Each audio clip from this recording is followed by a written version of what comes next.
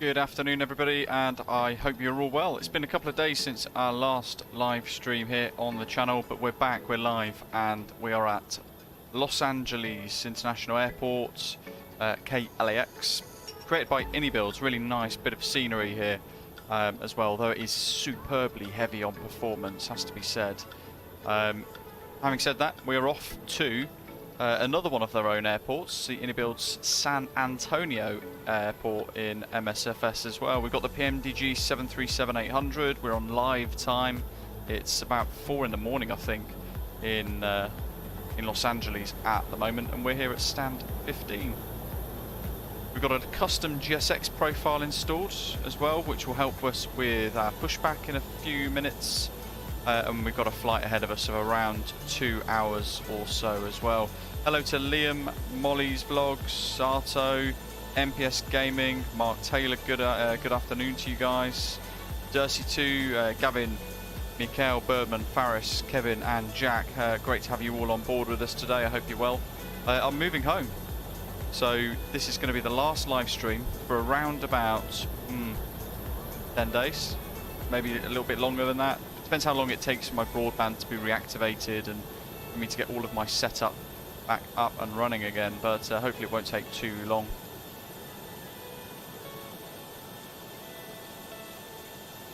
Let's see, what have we got here? So we'll dive back into the flight deck. If you're new to the channel, by the way, welcome on board. Make sure you hit that big shiny red button down below, subscribe down below, and of course don't forget throughout today's live stream, and if you're watching post-stream on demand, make sure you click the like button as well. Neil, howdy.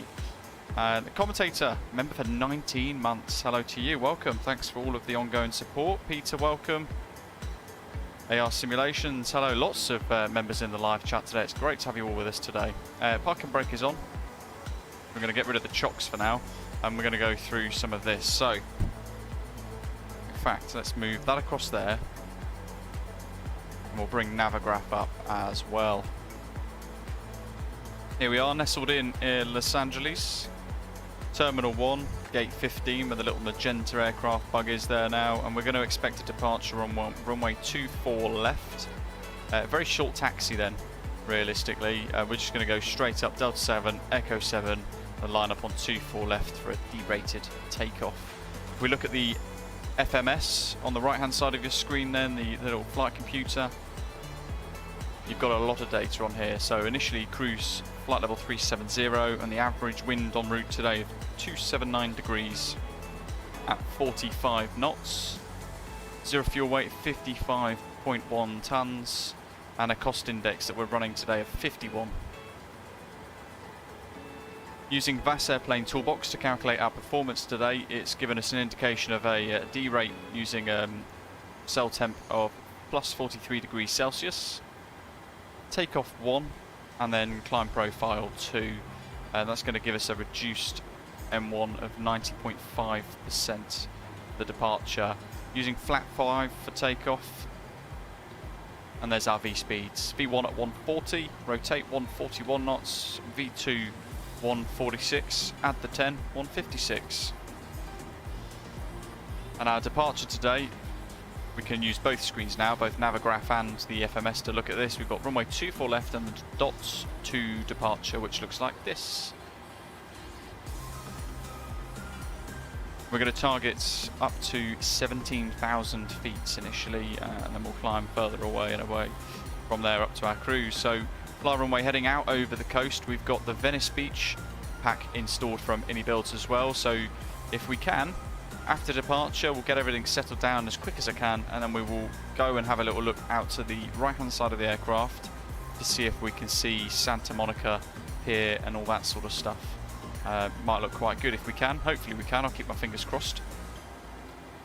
We're going to fly runway heading for 10 miles pretty much, and from there at Nantes we're going to head south to Hank, Heavy and Holtz, all the way out then 27 miles to Dots at or above 15,000, and then we're going to head to CNERY there.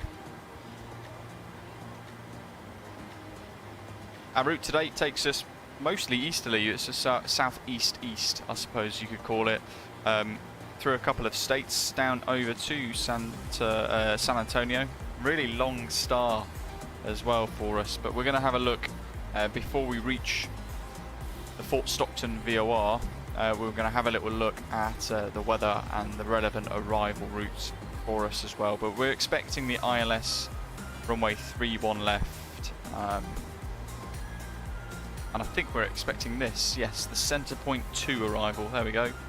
Fort Stockton, all the way in, 205 miles to center point, and then descending down into San Antonio. And if we look at the charts, this is looking well ahead now for the next couple of hours. Looking ahead to the ILS there.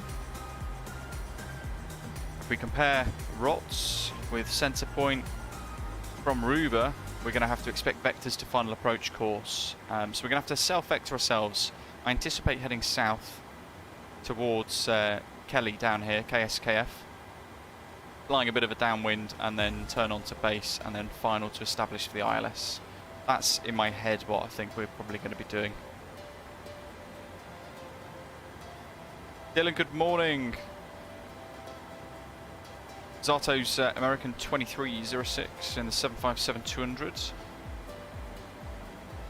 San Antonio, I think, is version 1.07, so it is recently updated. I'm just not sure exactly when it was updated. Flighterer, good question though. I only installed it yesterday, to be honest.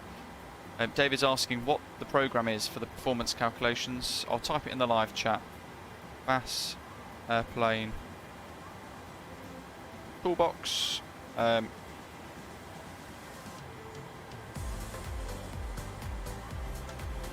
it's available to download free on the X-Plane forums, as I've said in the live chat there as well. VAS airplane toolbox. Kevin, howdy. That was your plan indeed. Right, I think we're ready. That's all done, that's all done, that's all done. Ooh, stutter. Performance is a bit trashy here, to be honest. Flight directors are on. Order brake is on RTO. On the overhead panel, passenger seatbelt signs are on auto. We've got all our hydraulic pumps set as required. And we've got fuel in the centre tanks too, so we need to pop those centre tanks on here. Logo lights are on. POS lights are on steady for the nav lights. Cruise set. Pressure set for landing elevation as well if we need to come back. That's all set as well. So, I mean, I've got no idea if this is going to tank the frames even more, but let's prepare for pushback with GSX. Nerd, thanks buddy. While that's happening, we're going to flick to 1228.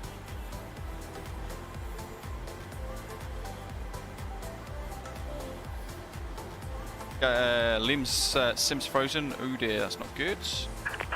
Hello, Captain. We're ready for pushback. There he is. American Jeff. LAX traffic. Osprey 165, stand 15. Altimeter 3010 is going to push and start to face north in the cul-de-sac. LAX traffic. Clipper, hello buddy. Best part of your Saturday morning. Awesome. Yeah, runway 24 left it is, Doc.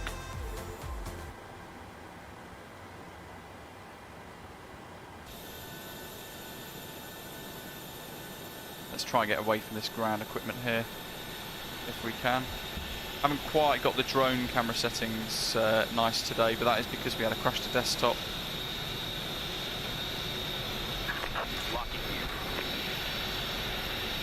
Oh, somebody's already pushed back. Have we got a space? No. The Osprey 165 is going to hold position. I've got a couple of traffic on the left.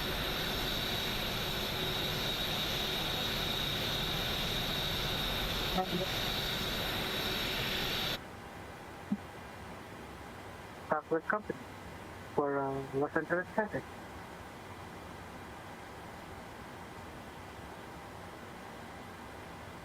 Los Angeles traffic, southwest. Barris, we have set it back to auto. I think that was one of the things we did a little while ago. Holding point, Echo 7, one way, 24 left.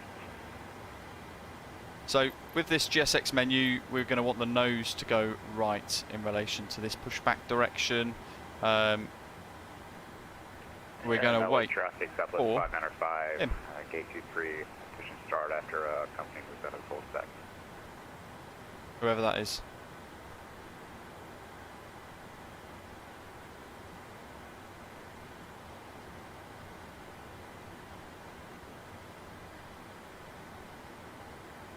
Don't actually know who that is. Let's find out. So I can tell them to taxi.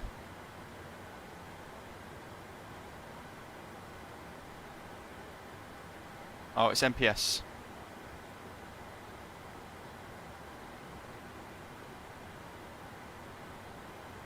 MPS, are you ready for taxi?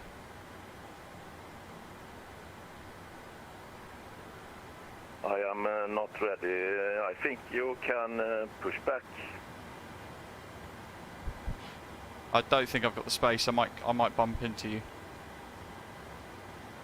Okay. I'll hold position. Try do it so fast as possible. That's fine. I'll hold position here and I'll wait for you to taxi past. And Los Angeles traffic, American 2306, pushing back, gate stand 14. Los Angeles traffic. That's too. Wow, you're almost there, aren't you? You've almost completed the Commonwealth tour. Solomon Islands down to Canberra. Amazing.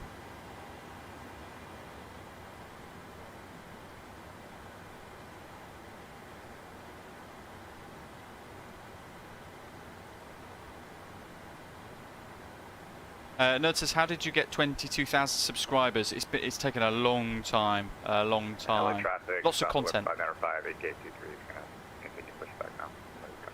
Pushback.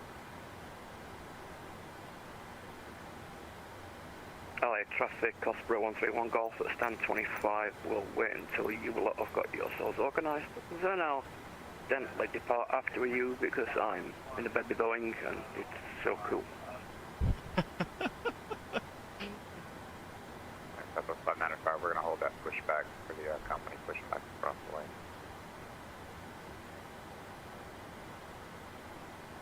Doc, not yet, no, because I don't know how long it's going to take for us to, well, wait for MPS Gaming.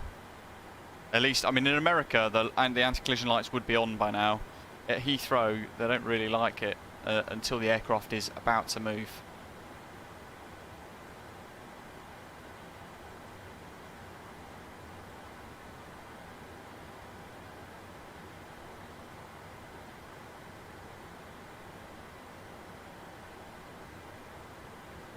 Nerd, you've got to keep plugging away.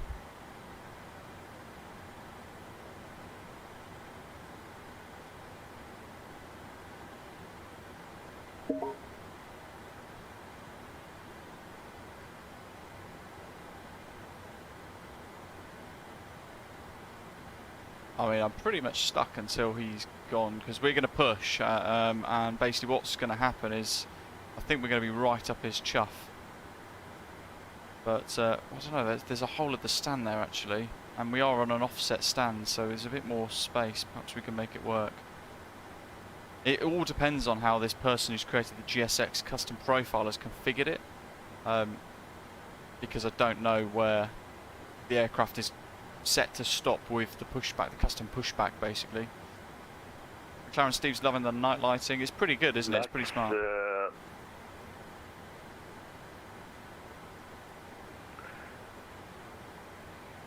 LAX taxi to runway 24 left,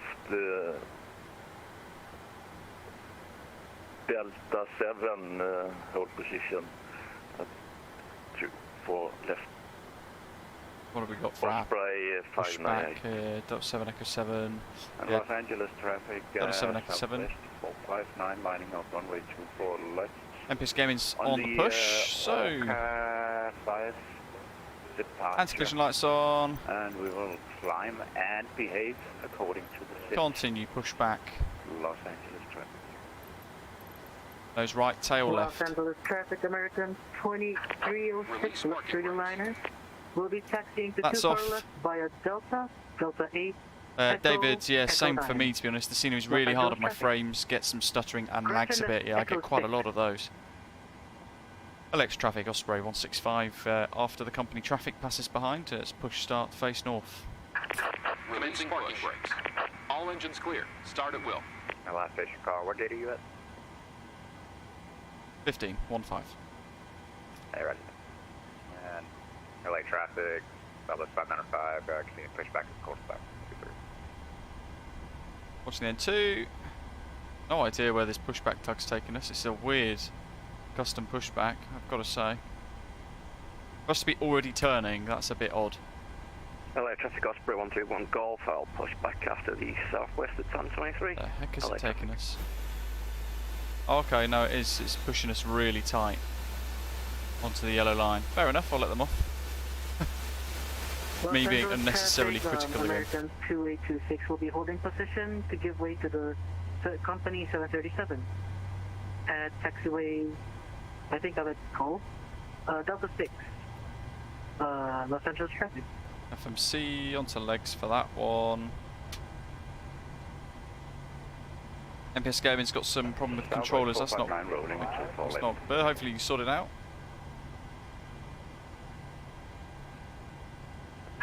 Set parking brakes. 2472, type 737-700, pushback and start Waiting your from confirmation for good engine start. LAX traffic. They could take a while, pretty satisfied we're going to get the engines sorted nicely, so we'll just keep it running. Trim is set. Flight directors are on. Nerds got some problems getting into the simulator. Which livery have you got? Is it for the PMDG 737 because it needs to go through the operations centre, the PMDG operations centre?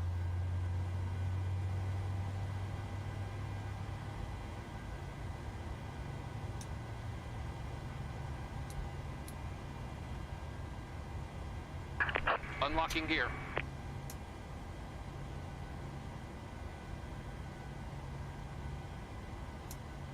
Check the gens, 1 and 2, might as well put the probes on while we're up here. Icing's not required, they're on automatic. Gonna pop the APU bleed off. Bypass bin removed. Packs can go back on, isolation valve automatic, Left is clear. and Right is engine clear. bleeds both on.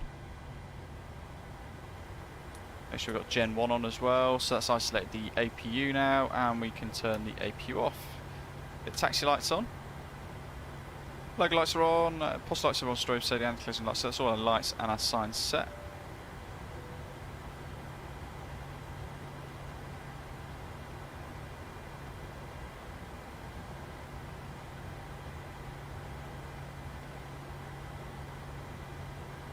System page. Do some flight control checks, go fully right, back to centre, all the way left, back to the centre, all the way to the rear, back to neutral, and elevators fully forward and back to the centre. We can do rudder, which is something that I always say you've got to do before every pushback or every departure, sorry, before you taxi, because it's like the simulator needs a couple of kicks for it to remember exactly where your rudder sensitivities lie. Flight director's already on, we can go LNAV, VNAV, LA auto traffic, throttle. Southwest 595, taxi 24 left, via Delta 8 Echo. Thanks. And our V-speeds are all set and checked with our trim set as well. That's off. And LAX traffic, Osprey 165's taxi 2, hold point Echo 7, runway 24 left via Delta 7 and Echo 7, LAX traffic.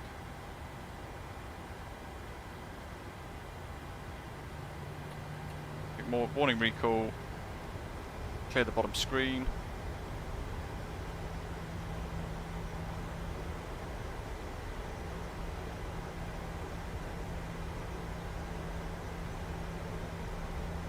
Definitely got the taxi lights on, but I can't see a chuffing thing.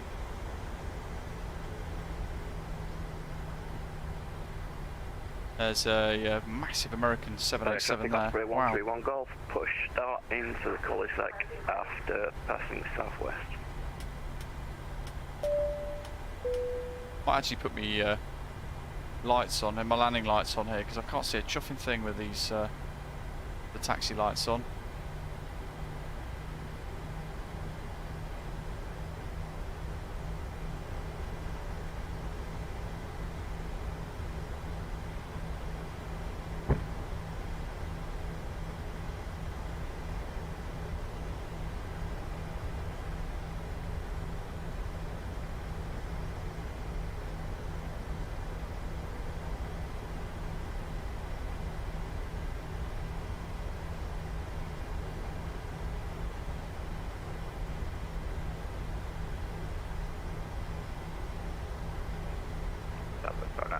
give way to the Osprey on Delta.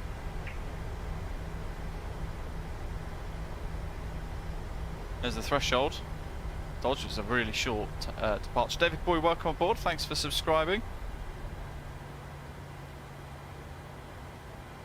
Okay. So, just pop that off a sec so we can see a bit better. We've got strobe and steady.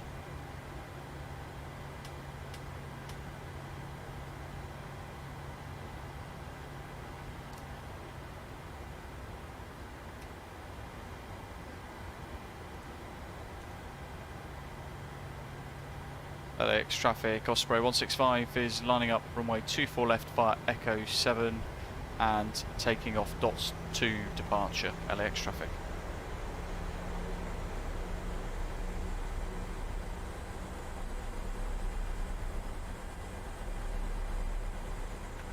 Flaps 5. Last thing.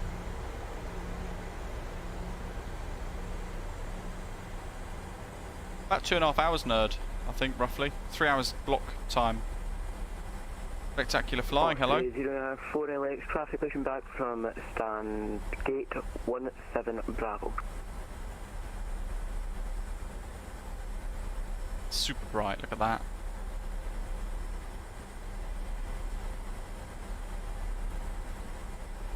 Might use the clock today as well. No Toby eye tracker today, I've packed that away in a box.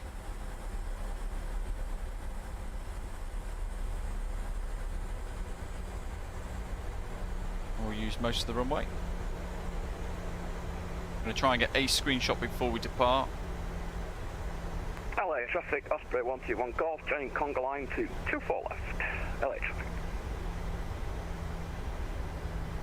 LAX traffic, Osprey 2472 is taxiing to runway 24 left via Delta 9 and Echo, holding in Apparently my GPU is at 100%. Crazy. Los Angeles. Okay, Los Angeles traffic. 40%. And LA traffic, Off on the brakes. 595 is going to hold short 24 left at Echo 7. We'll wait for the Gonna stick forward. starting that's about to line up. Rolling. Toga. Cross set.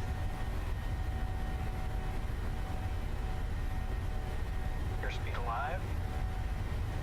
Hey, Los Angeles traffic, American 2806 is correction. 2306 is lining up runway 24 left. E-rated takeoff, so we're going to use a lot of the runway today. Looking after them engines. Rotates. Nice and slowly. Prevent that tail strike. And then we can increase that pitch as we get clear from the ground. So there we go. Gear up. That's my smoothest departure yet, I think, in the 737.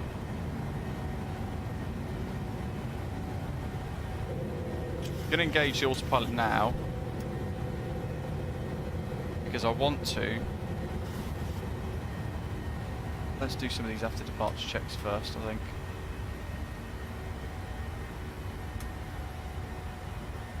And Los Angeles traffic, American 2306 will be waiting 2 minutes for spacing.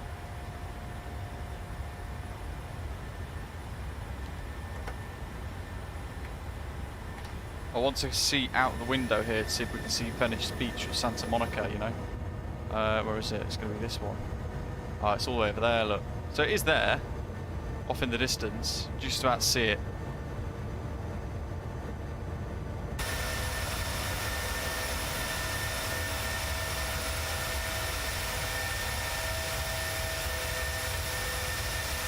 That massive scale of LAX is insane.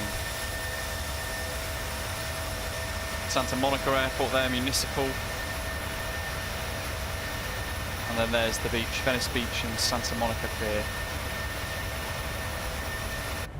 Can't really see it, to be fair, but it is what it is. Continuing our climb up anyway.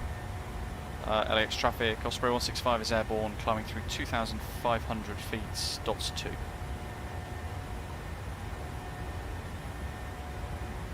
MPS Gaming says, I have no clue why I don't have hydraulic pressure checked FMC2 for fix.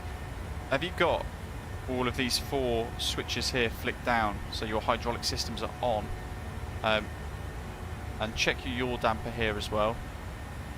Beyond that, I'm not really sure. Depends what if you've got any failures that may have triggered. Traffic American 2306 is departing runway 2 for very DOS departure. Plane going go now. We'll keep that going up to 370. LA traffic, Southwest 595, line at 24 left on this flight.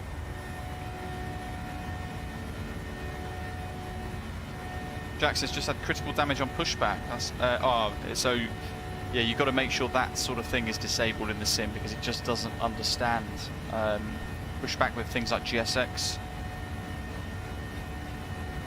In short, it thinks you crashed.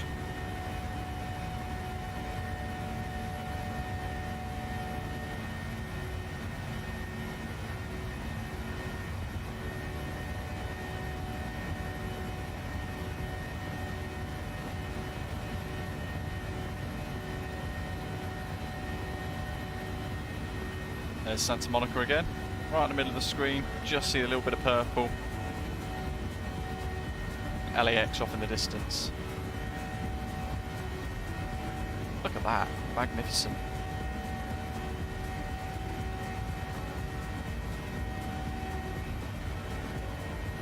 KLAX traffic, Osprey 2472, lining up behind company 737-600. LAX traffic. And LAX traffic, American 2306 is airborne, flight level 17,000, climbing to flight level 370. Cruise altitude of flight level 370 today, Nerd. Sounds like we're 310 already, almost. Oh, no, not quite. Thought we were accelerating there, but we're not. Almost at 10.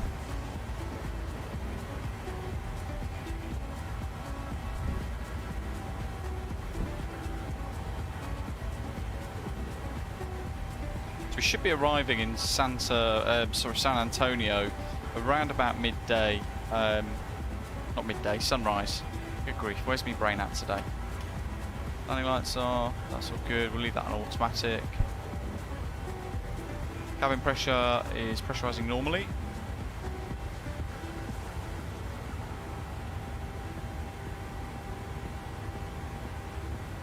And they're all still set as they should be.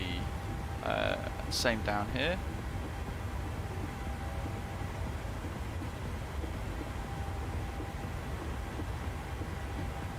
Australia 400 Ian, traffic. good evening to you, buddy. Delta and Delta 8 is vector and holding short to for left. Look at all those lights flashing away in the background there. That's all of you guys flying along today. Down in Los Angeles still.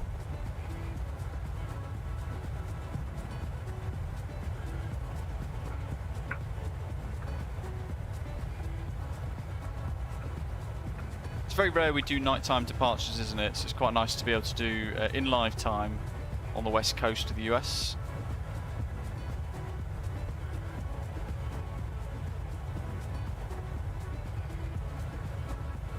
There you go. Mikkel's saying to them, MPS Gaming, go into your service bit page on the FMC and refill your hydraulic oil. Nerd says I haven't been able to get FS Hub to work for me for Osprey Airways. Have a look at FSU IPC7 and make sure you've got that downloaded and installed. How are we doing here? 12.5. LA traffic, Southwest 595, departing 24 to left on the dotting 2, LA. LA traffic, Osprey 131 Golf, lying up Look at behind these departure. tasty frames coming back as well for us now. 2S departure.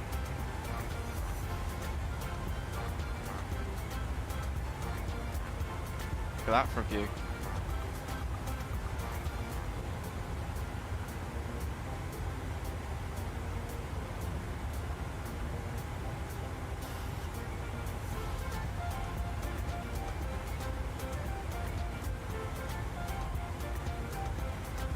Apparatus Game said flew the 700 on Thursday, had a lot of up-down oscillation, not sure what caused it, must have been very uncomfortable for the passengers. Did you have any, what circumstance was the oscillation happening? Was it during sort of the takeoff and the initial climb, or was it just some other sort of point in time? It'd be interesting to know where and when it was happening. You might be able to diagnose what was happening there. Sorry, waiting 2 minutes. It's only on autopilot. Interesting. It wasn't at flight level 410, was it?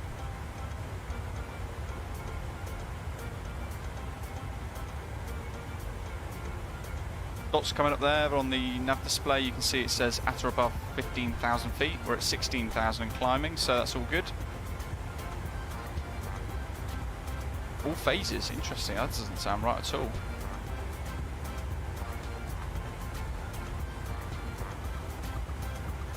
Make sure we've recentered the heading bug, little things like that I forget after not flying for a few days.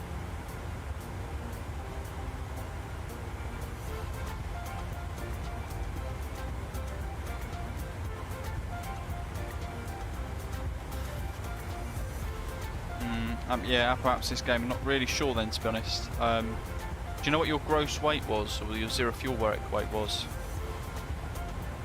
Back has to start again, oh dear. There's still a few yet to depart, to be fair, so you might be able to get set up nice and quick. And you might be able to make up the time as well. Through transition, let's go standard pressure. Standby instruments changed as well.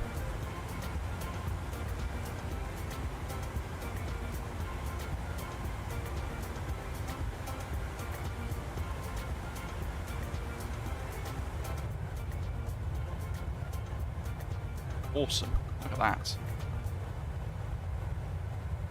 Nerd, yeah, the beauty of Osprey Airways is you can fly whatever routes you want in whatever aircraft you want. If you can fit in the airport, then why not fly it?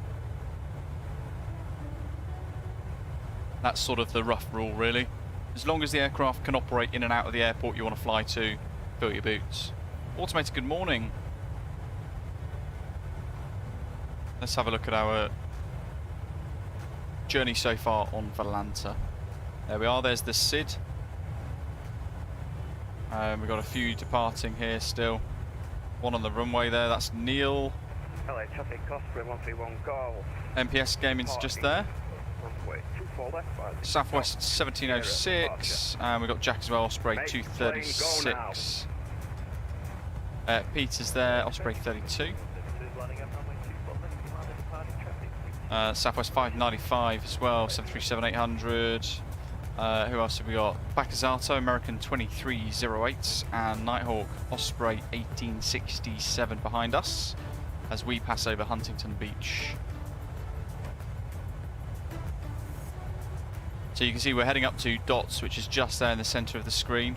With direct line straight across to that, and then we're going to head over Mission Viejo, off to Wild Temecula, and then a little bit of eastbound work up to Desert Beach and Coolridge Springs.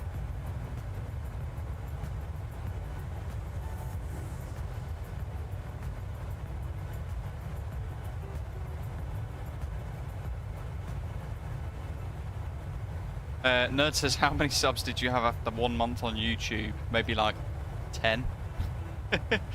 Liam, oh, I couldn't see you on the Valanta map though. Yeah, Liam's flying along as well. And Ian.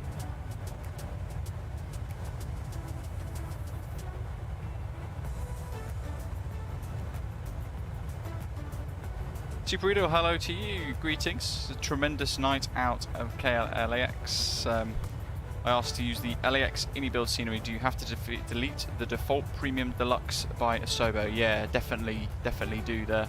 Good question there actually, yeah. So, point well made. If you are going to purchase the iniBuilds LAX, then you need to make sure that you delete the Asobo version too.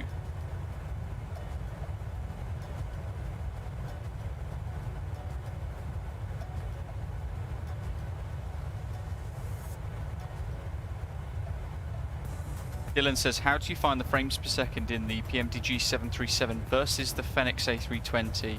Thinking about adding the 737 to his hangar. So it's something that I talk about quite a lot actually, to be fair.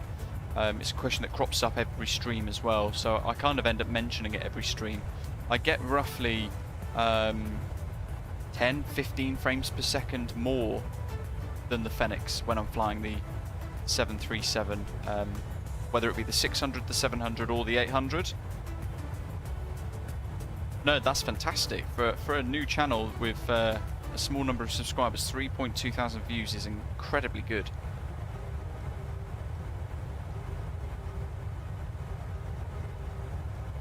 Kevin says he's feeling pretty good about his settings now as well. Just got out of LAX with 0 stutters and 35 frames per second. Wow, that's really good. Justin, hello buddy. Looking forward to trying the add-on myself soon too. Just having upgraded my GPU from a 2070 Super to a 3090 Ti. Very nice. Liam, flight level 370 for cruise for me today. But as long as it's an odd flight level, it doesn't matter. Dylan, yeah, for me there's a massive difference. Interestingly, with the Phoenix, if I have it rendering on CPU, then it is really stuttery.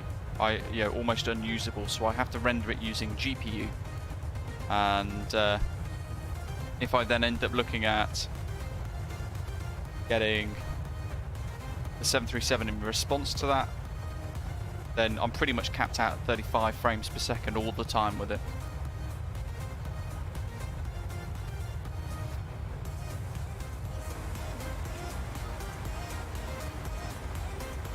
Just to, yeah, it's a wild difference, isn't it? It's something we've spoke about on Discord a few times as well. A couple of people hadn't realised, obviously I've spoke about it a lot, but a lot of people hadn't realised without getting the 737 themselves how smooth it was in comparison. And it's something that I suppose it's probably hard to believe as well when somebody on YouTube's turning around and saying, oh, this is 10-15 frames per second better than the Phoenix. Even I personally would take it with a pinch of salt and think, yeah, whatever. But no, it's yeah, it is certainly the case. Those of you who have recently purchased the 737, I'm sure you could probably back that up as well with your own experiences, the difference with frames and things in the live chat.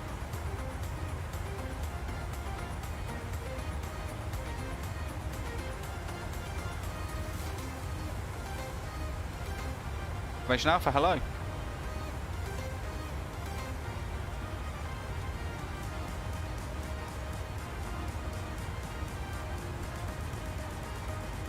We're at 50 knot tailwind, pushing us along. Dursey2 says, I have both now, so I can compare them. It's really quite the difference.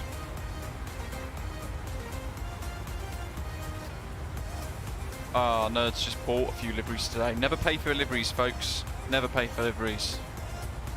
They should always be free. Flightsim.to for those of you on PC. Automator, it was, yeah, a little bit too far in the distance though, so we couldn't quite see it in detail, but you could see the pier lit up. I suppose being able to see it lit up is something absolutely pitch black out there, isn't it? Look at that. We've got a little while before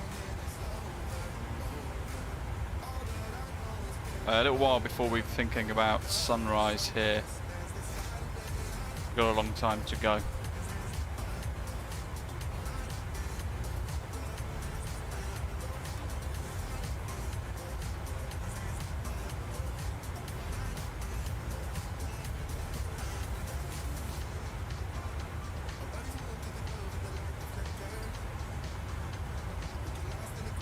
Information Alpha, nice. Thinking of breaking my record again soon. For those of you who didn't know at the time, it was a couple of months ago, wasn't it? Information Alpha. He was flying on board. Correct me if I've mistaken this a little bit. He was flying on board a Virgin Atlantic aircraft, and he connected to the Wi-Fi and was watching the stream live over the Atlantic at 30-odd thousand feet, which is incredible. That's awesome. Andrew, hello.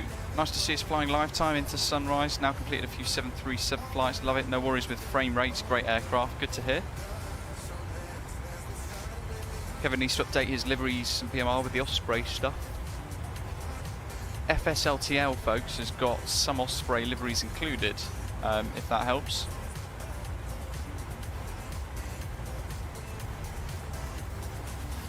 For a bit of model matching stuff.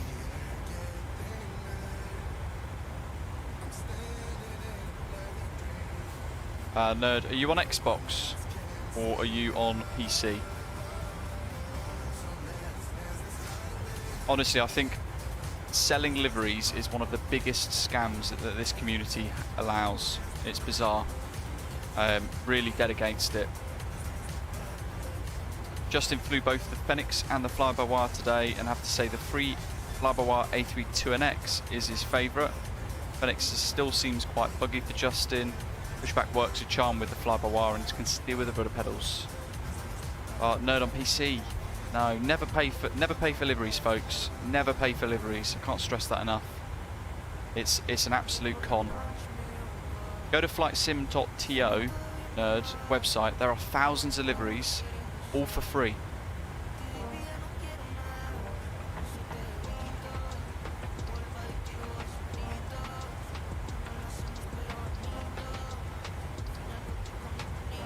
Automator, yes.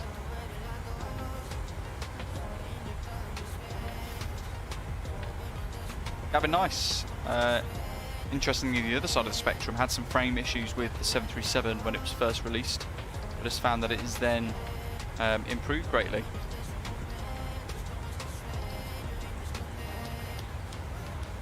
Liam's departed. Frames aren't happy though. That's just LAX. It will get better as you're climbing away, Liam.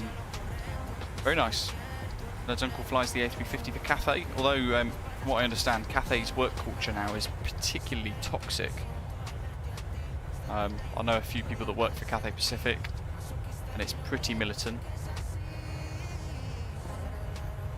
Neil, yeah. Yeah, nerds, I would never, ever pay for liveries. It's an absolute con. Instead, I'm going to type a link in the live chat.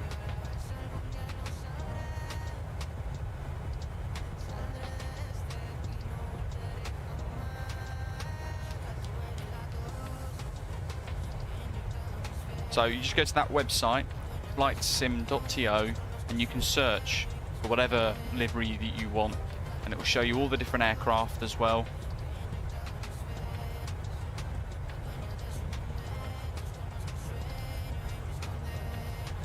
Yeah, never pay for liveries. I get, if those of you on Xbox, I know it's quite difficult because I think the only way to get liveries is through the marketplace on Xbox, which is why you have to pay for them, but anyone on PC, no, it's an absolute scam.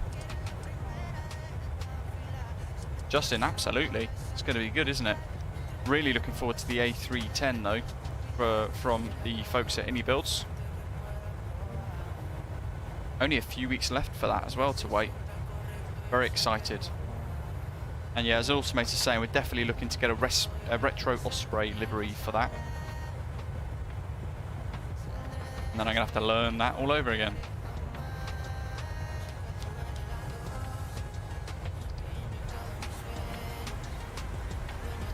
$2,000 to go.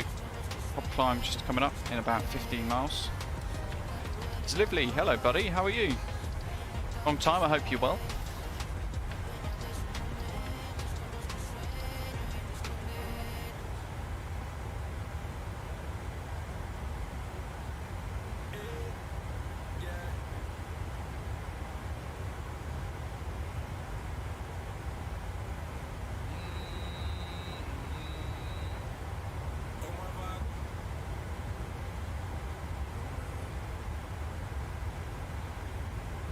Zata says thoughts on the TFDI MD-11. I'm really not sure what to think of it, to be honest. That's been in develop for so long now that I've not really waited or kept up to date with it.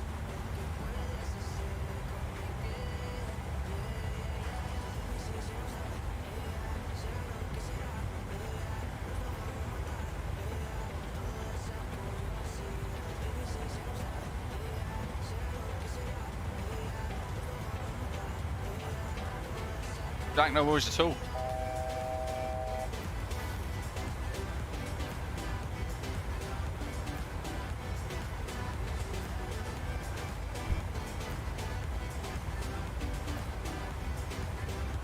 Kevin got a bit of a sneak peek in the A310, or of the A310 in MSFS a couple of weeks ago. It does sound good. I was speaking to some iniBuilds team folks the other day, and they were saying that it's progressing really well. And it looks great in the sim, they said, so very, very much looking forward to it. Justin, the Flyby A380 is at least a year away. I don't even think about it, to be honest. Every now and again you might see the algorithm pop up a video about A380 updates or whatever else, but in reality there aren't any updates. It's so far ahead from even being close to release that I don't even think about it, to be honest.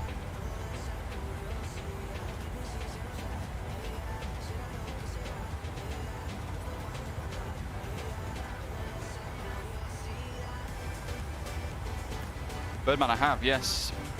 Bedroom 3 is going to be my flight sim room. Alec, hello. Saying, really enjoy your videos. Just watched the stream where you had crashed to desktops after GSX launch. Do you recommend GSX? I do, yeah. I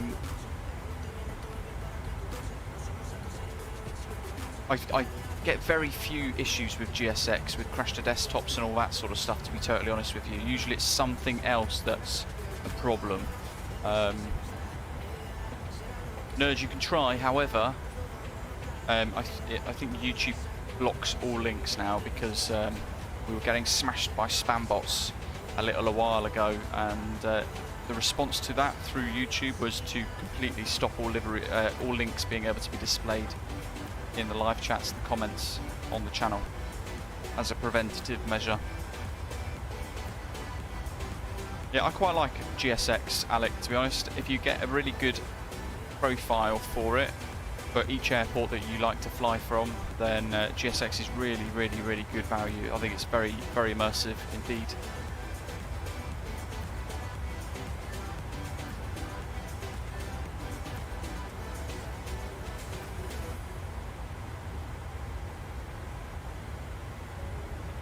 Andrew says, will I be flying the PMDG DC-6 again anytime soon? Yeah, we've not flown that for a little while, actually.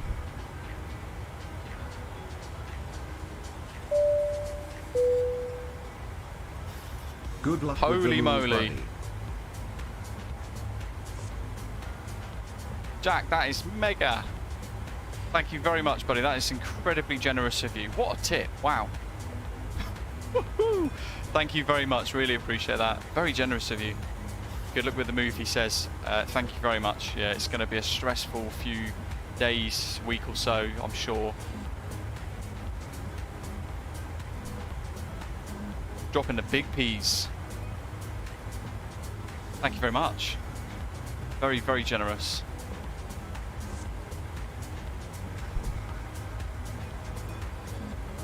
Zato's leveled off at 380. You're not fancying an odd flight level today then? Doc says the Eurovision Song Contest logo is under common usage license, so we can create an Osprey Eurovision livery and fly with one. Brilliant. It's a huge amount of money, Liam. Yeah, really, really generous. Very kind.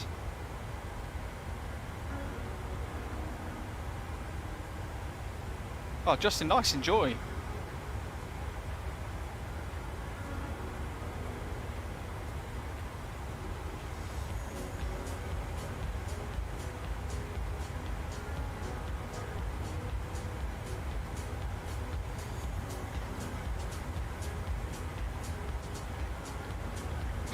It was a typo.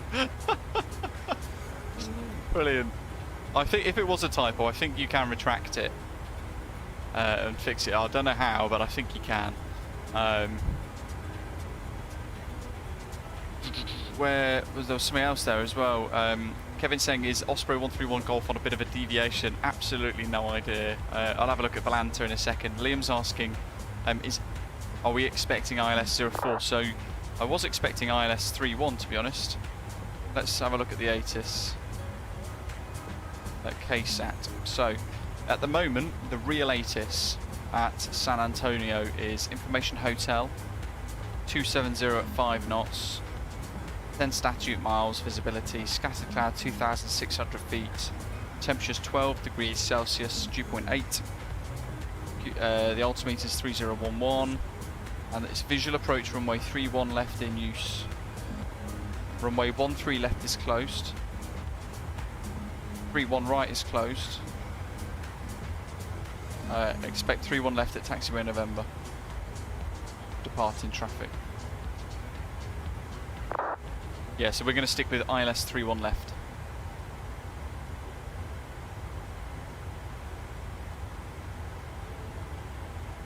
Too bad 40 gone mega wrong.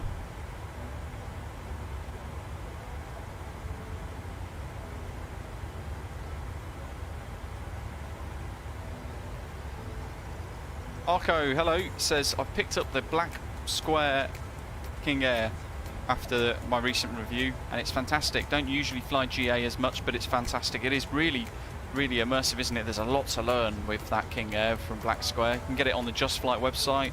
If you, for those of you watching who haven't seen the King Air video that I've done recently, it's recently been updated, and we did a really nice flight in Norway. I can't remember the airports now. We departed Bergen, I think, and we headed north, but really, really nice.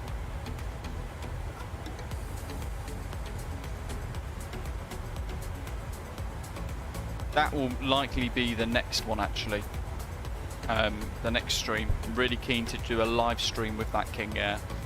Maybe a little bit more of exploration in Norway as well, with some difficult trips, short runways, that sort of thing. Gavin's been having lots of crash to desktops recently when using Rex Weather Force to insert the weather. Make sure you've updated it. I know after Sim Update 10 there was an issue where one of the packages, I believe, was causing crash to desktops and it wasn't compatible. And they put some instructions out there to make sure you completely uninstall the the Rex Weather add-on. Personally, I've stopped using Rex again for a little while because live weather works really well again, so I don't need to worry about that too much.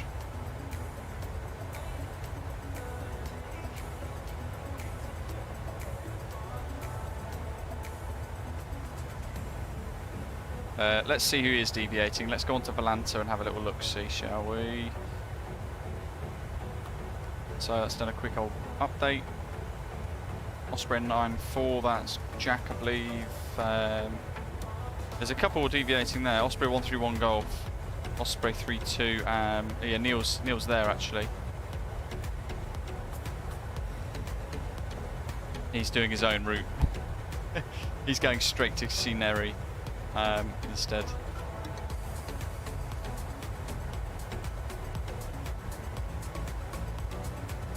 Obviously, because we're heading towards the east, we're going to get a little bit more ATC sooner.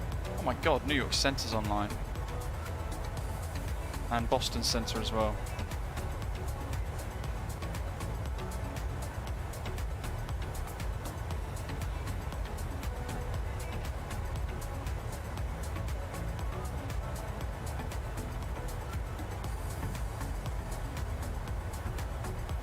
Andrew says, interesting fact I found out watching a replay of Flight Deck Sims stream yesterday. He went from flying a Seneca Twin to a 737, never flown a turboprop.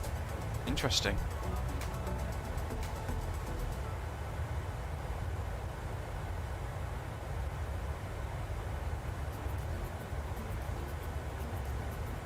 Oh, yeah, Andrew, it would be great, wouldn't it? It would be fantastic. Liam's cabin altitude is throwing a fit.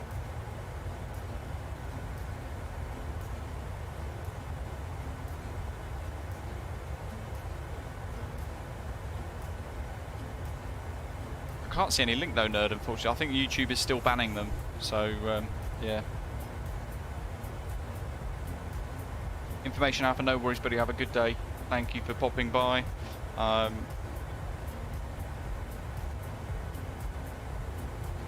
Liam's cabin altitude's throwing a fit. You need to make sure in your overhead panel that you've set up this bit nicely. So isolation valve automatic, packs are on auto, recirc fans on auto, and you've got the engine bleeds for 1 and 2 on.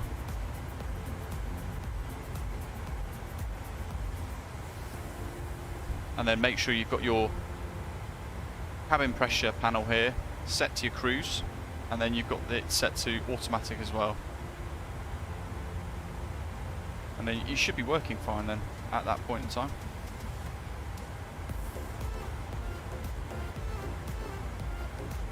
Starting to get that red hue off in the distance there as we're flying towards the sunrise.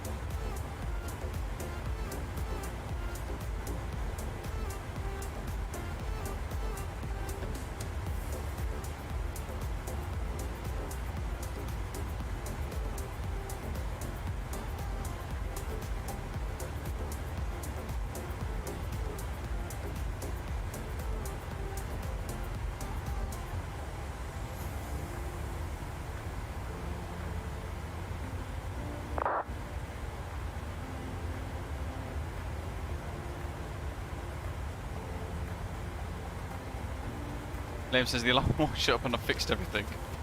I've got no idea then what to suggest. What I would say is have a look at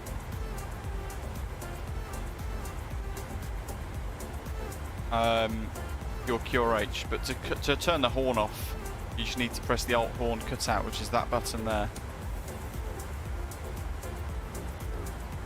And that should turn it off for you. But if not, I would really recommend getting hold of something like the QRH.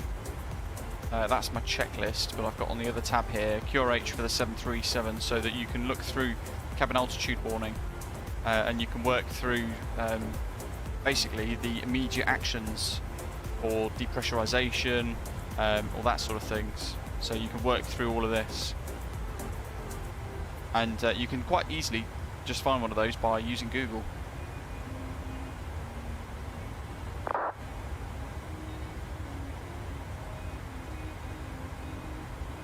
That is all off, goody good. Look at that.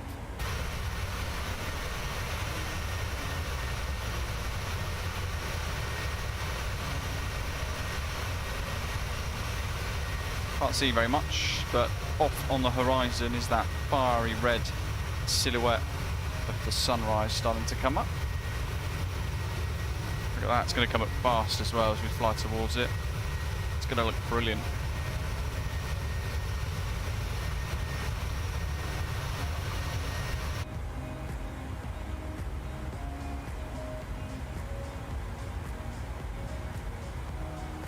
Paul D, hello, welcome. How are you? Been a little while. Hope you're okay. Mark says, what do you do if your differential pressure gets into the red band, and does that ever happen? So for me, touch wood, it's not happened. That's this bit here. But yeah, again, what I'd probably have to do after scratching my head a little bit, I'd probably have to look at my QRH to look at maybe trying to manually depressurize the aircraft instead, at least until it's sort of equalized. But that's pretty much there at cruise altitude for an airliner. That's roughly where you want your pressurization display to be set. Wowzers, Mikhail, that is mega. I hope you're okay though. Yo, master caution, that's because the center tanks are empty, so let's isolate those, turn the center tanks off. We're flying on the 1 and 2 tanks now. That's epic. Says the mug has finally arrived. When was the flight to Tegucigalpa? God, that was ages ago. 2 months, 3 months ago roughly, I think. In fact, it's the Heathrow mug as well that you've ordered, isn't it? The Heathrow design mug. It was stuck in customs, brilliant. Of course it was.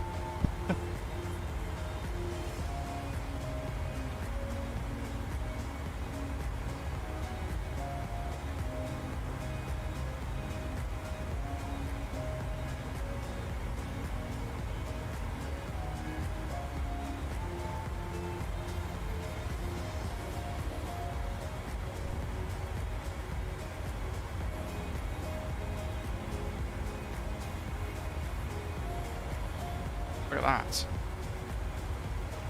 That's awesome. The design took me, I think, 2 weeks to create myself there. So good to know it's a really nice design on the mug.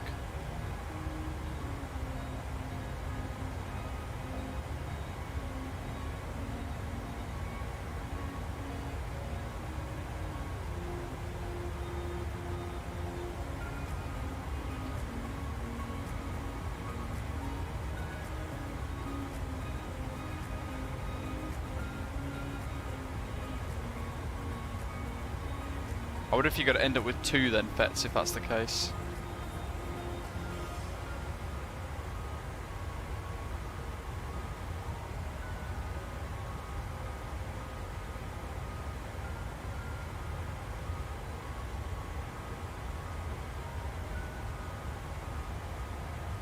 Oh yes, who did cross the pond as well the other week? How did it go? So I wasn't able to take part in that one, was I?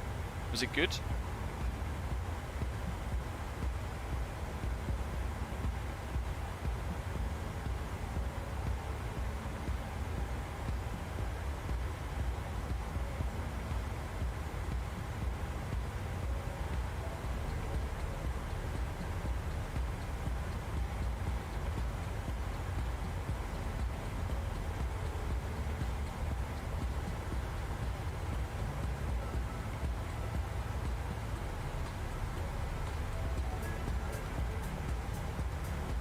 Andrew says I should print off your checklist for the 737 because I'm still learning it. Yeah, definitely. It's make as much use out of it as you would like.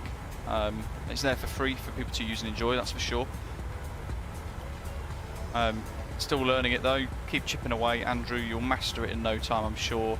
Same with the QRH and how the radios and everything work too. Do a couple of flights with it where you put yourself under a bit of pressure and you get used to like creating your own flow when setting up for the ILS, for example.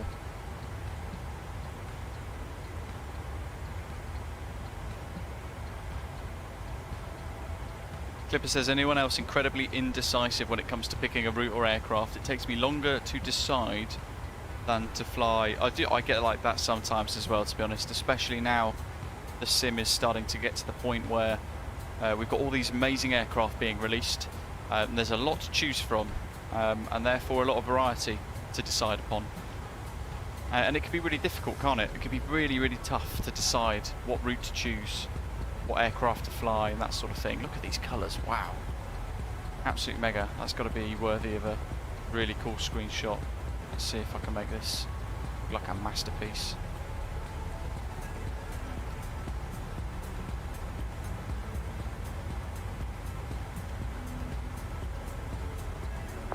Bingo.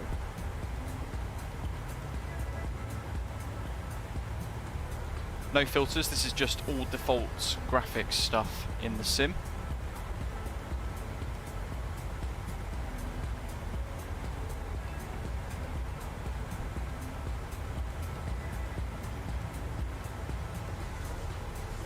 I've got distance to cover as well. We could probably give it a little while until, or at least when we get to Figmo actually, we will look to put in the arrival from FST into San Antonio, but yeah, a couple of 100 miles to go for sure for that before we even need to worry about all the rest of it.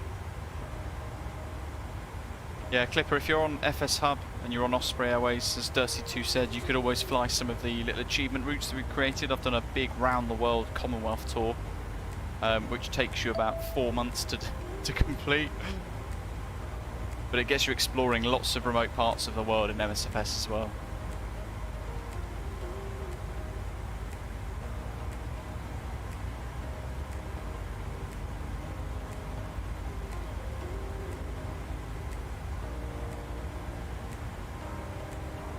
Brief. That's brilliant. I don't do enough sunrise flights, do I? You get this sort of scenery looking really good, the colours popping out.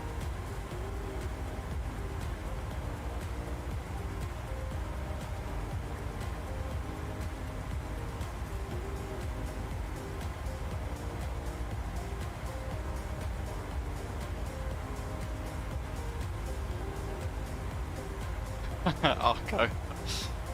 Well, if you time it right for a little departure at night time, early morning or something, perhaps with some good scenery with great night lighting, then you can enjoy an absolute whopper of a sunrise in the sim and then fly the rest of the route in the day.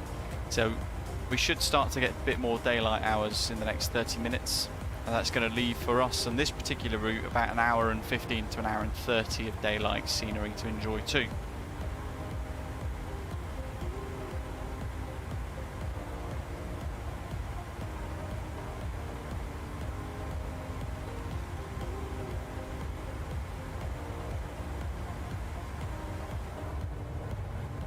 Dark on the left. It's still absolute pitch black on the right as well.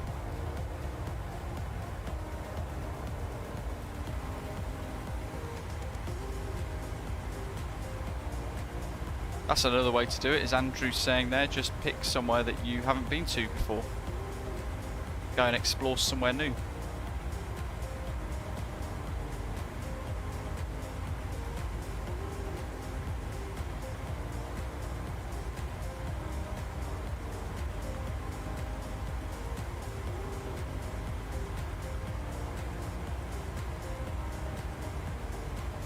Limbs fixed his pressurisation issue, good stuff, good drills.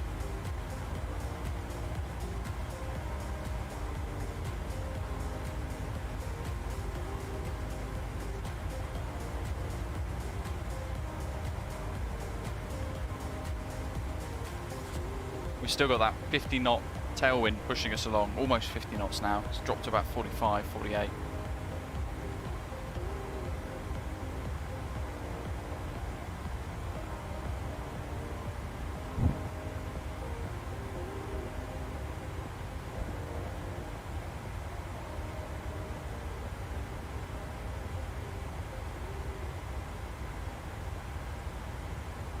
Jack, I'm sure you'll be fine.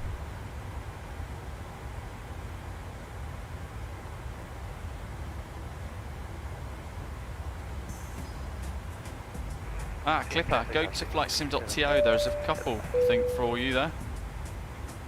Thanks Mark, for thank the you, live buddy. streams. Have learned a lot from these and your vids. Good luck with the move. Thank you very much. Really appreciate that, Mark. Very generous of you. Thanks for your tip there. Really appreciate it. And thank you very much. Great to hear that you're finding the videos useful as well.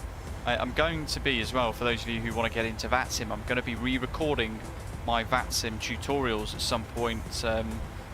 Once I've moved and I've got my flight sim set up again, all sorted, I'm going to begin with trying to re-record all of those whilst I wait for my internet to come back basically and go live.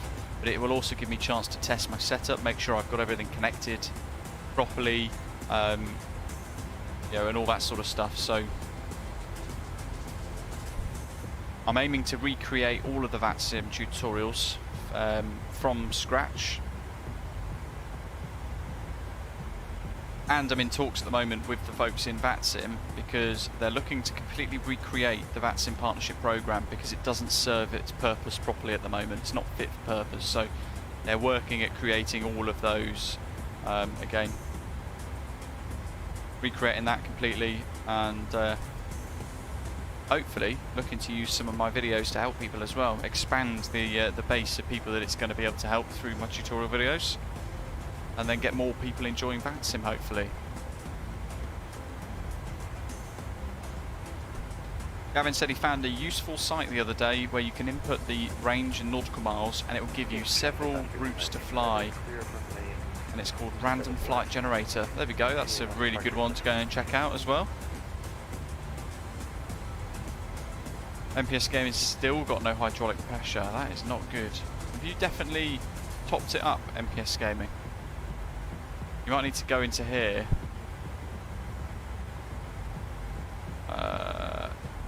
Aircraft, failures, all systems maintenance. Just click service all perhaps. See what happens there.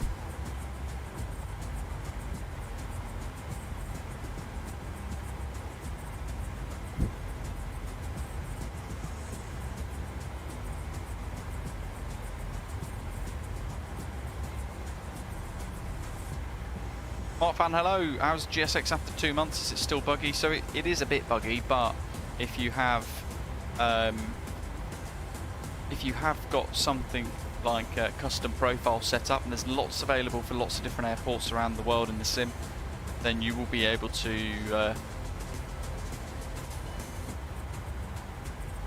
download them, and you'll be able to add them to your GSX setup, and it will make it even better, and it will take away a number of the different bugs. So some of the bugs are linked to the fact that they're default profiles that don't work amazingly well, so it tries to read the scenery basically and then decide what to do. So it doesn't always get it right, which is where a custom profile for GSX is really important.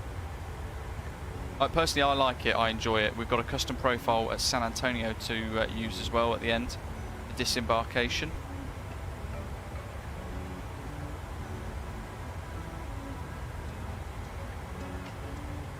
Liam, anyone know how to fix an auto fail on pressurization on the 737? Again, you need the QRH for that.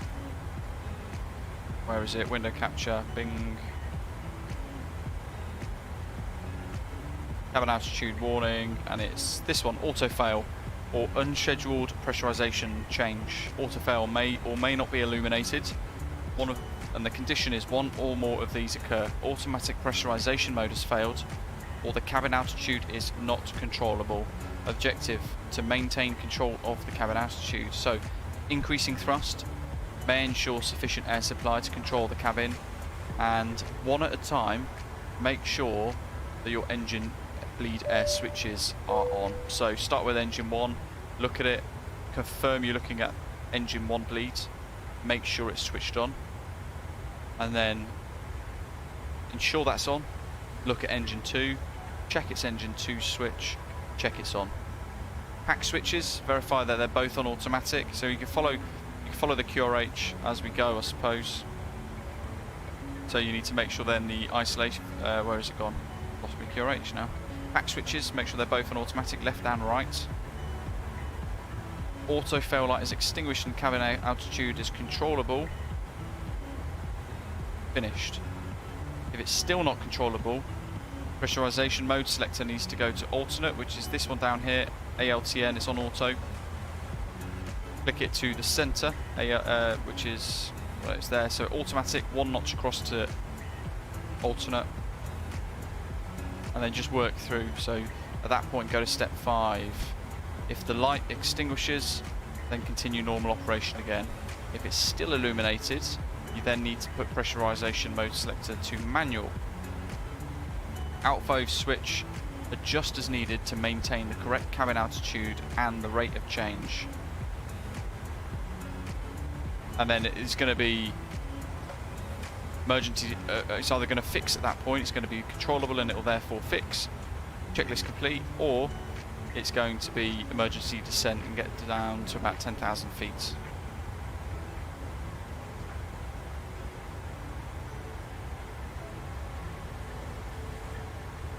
That's how you do it, Liam.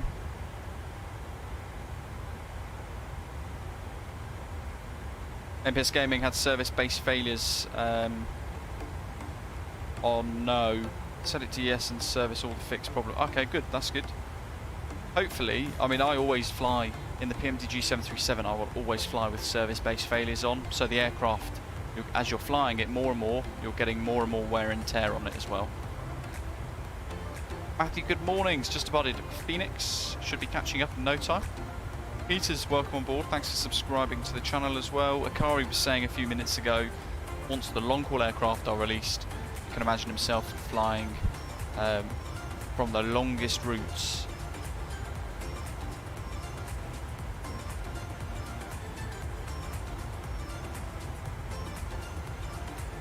If we can see the exterior fuselage now. Oh, look at that.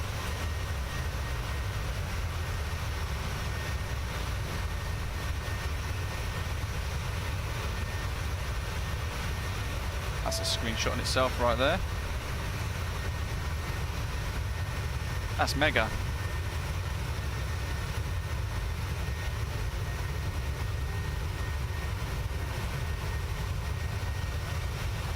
So whenever I fly the PMDG 737, I always have two things open. I have a QRH, which is the one that we were just having a look at, should I get a master caution or warning with a failure that I need to deal with. And I'll then progress through the QRH, following the steps and the checklists. And then I'll also have my checklist as well to help me work through the flow of what to do for different phases. Engine start, taxi, takeoff, that sort of thing.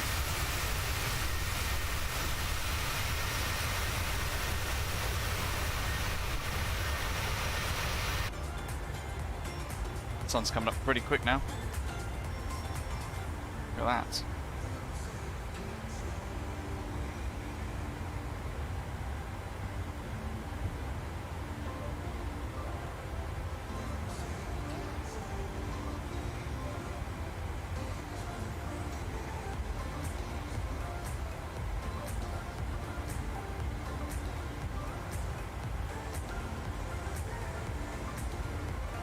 Liam, I've just literally gone through the steps.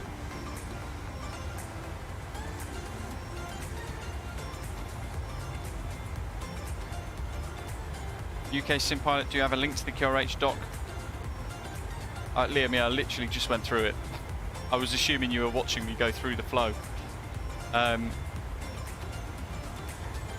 All you need to do is go to Google and type Boeing 737-800 QRH, and there will be a whole load of them available to download. Basically just pick one. For me, I've got the old Thomson Airways one.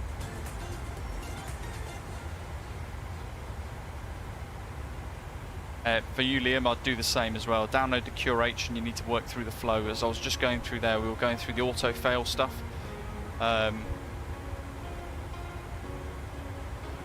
probably work through that. There are a number of steps you need to take. Quite a few steps, but again, it's conditional depending on what happens as well, whether or not the light extinguishes or not.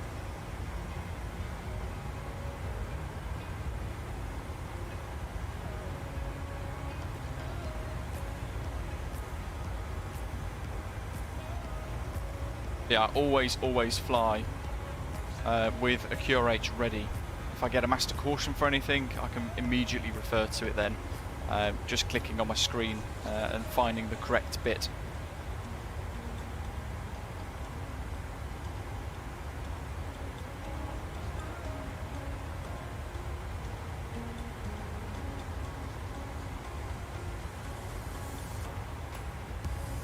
Got a tuna VOR 1168. That's for San Antonio. Alamo 368.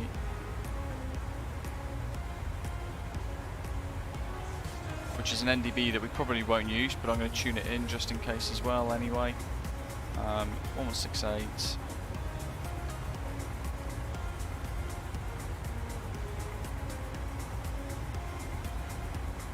175.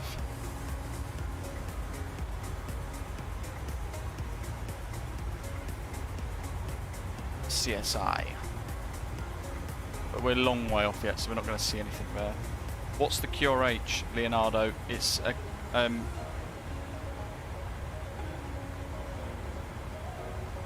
basically it's a quick reference handbook. Basically, it's a big document that the airliners will have. The pilots will have it tucked away down here somewhere nearby. So if they get a master caution, some sort of emergency developing, then you can get your QRH out. You can find the quick action light, and it will then go from there. So Liam's saying auto's not working, which means you just need to change it to alternate on the pressurization system and see if it goes out. So as we had a minute ago, we mentioned make sure each of the engine bleeds are switched on. Make sure your packs are both on automatic for left and right, and then flick. If it still hasn't extinguished, Liam, you need to turn that across to alternate. This little switch here is on auto. Flick it across one notch onto alternate, and then it should extinguish. If it hasn't extinguished, you need to go to manual mode and then open or close the valve here to equalize that cabin pressure and get it set where you need it. And if that doesn't fix it, then unfortunately you need to do an emergency descent and then consider diverting.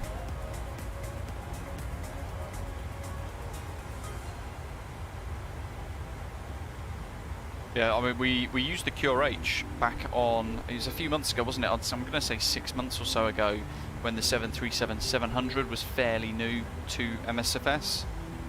We flew into Bradley International on the East Coast, and we had an engine failure. Engine 2 failed on us, didn't it? And we then followed the QRH, all the immediate actions, and then the follow-up actions in order to... we flew a descent on one engine, and then hand flew an approach with one engine into Bradley International. It was really good.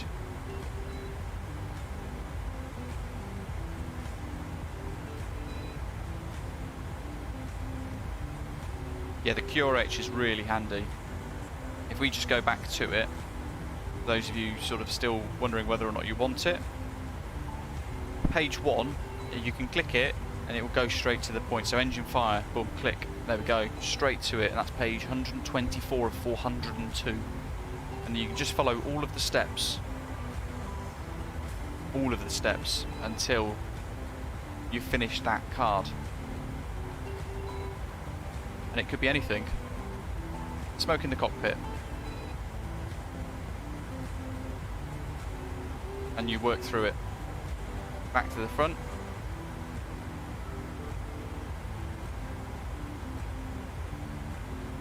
Overspeed. Nice and easy. Reduce thrust if needed. Adjust attitude to reduce airspeed to less than VMO or MMO.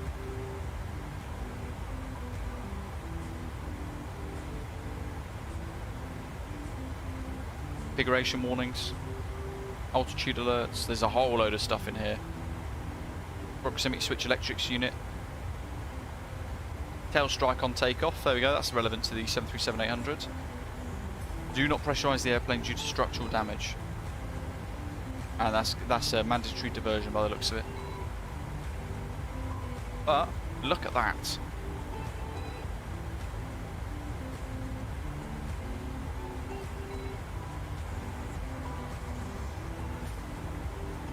Oh, Jeff, snakes on a plane. That's not on there, unfortunately. Maybe we can get that added one day. I think it says something like strap in, I'm about to open some windows, in a more Samuel L. Jackson-esque way.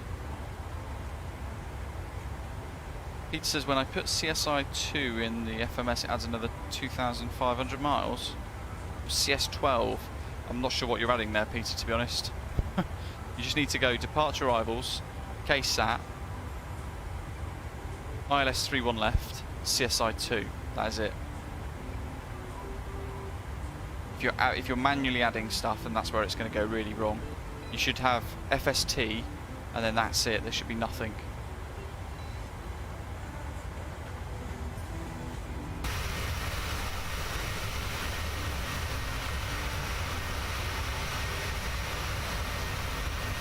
Sun's coming up nice and quick now.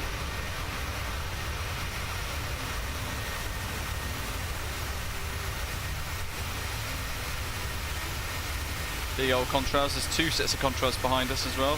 Some people chasing us there on the left of the screen as we pan around.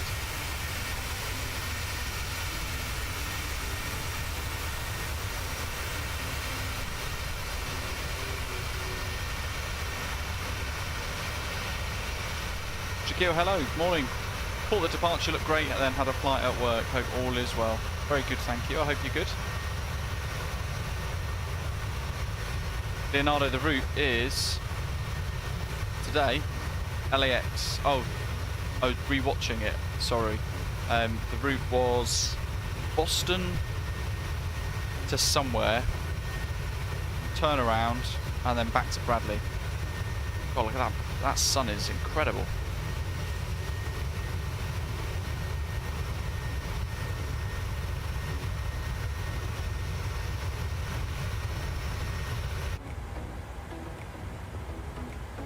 Landing ILS 31 left, Peter. What we could probably do now is start to turn some of these up again.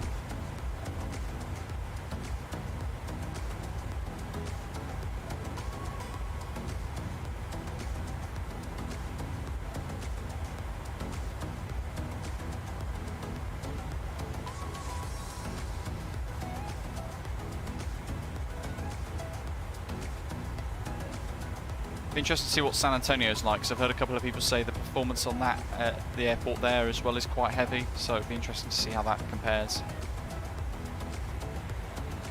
Liam, no, it's alright, just go to speed intervention, go to Mach 80 and you'll catch up. I don't know why you're landing on 04 though. Leonardo says, where can I get the QRH document you just showed us? Go to Google. Literally just Google. Even if it's just 737-800 QRH. There we go. Tell you what, if you can't do that, then I will. I can't even show you the link, unfortunately. Hold on. Now I can. There it is. In the live chat.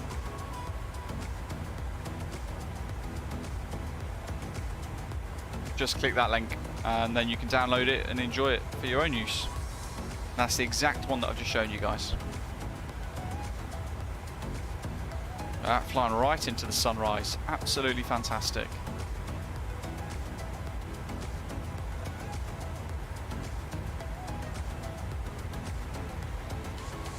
That's the one, Mark. You got it.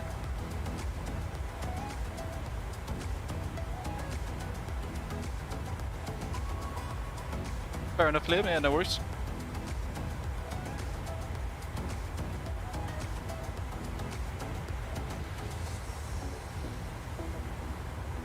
Let's have a look, see what this conga line looks like. Keep clicking the like button as well, folks, if you've not already given us a little thumbs up today.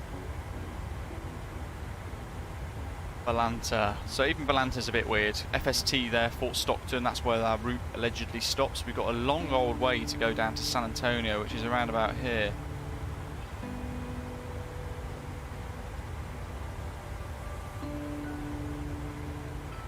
Not on our pack. A good old little route here though.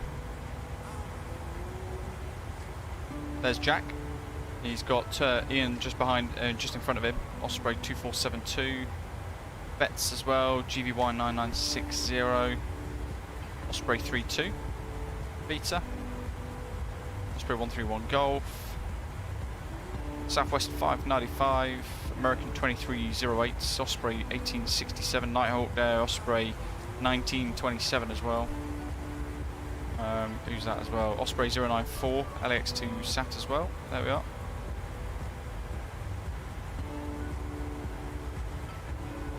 A nice little pack.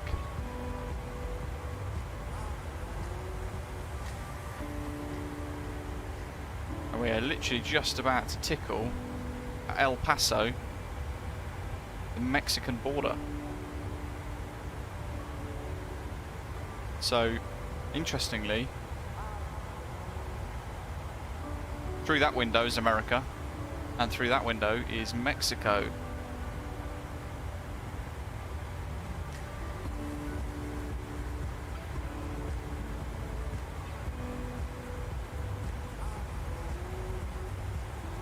Neil Novines, it's from CSI, we have to self-vector ourselves. Daniel Wilson, good evening to you in New Zealand. Just finished work on a ballet theatre show, very nice, wow.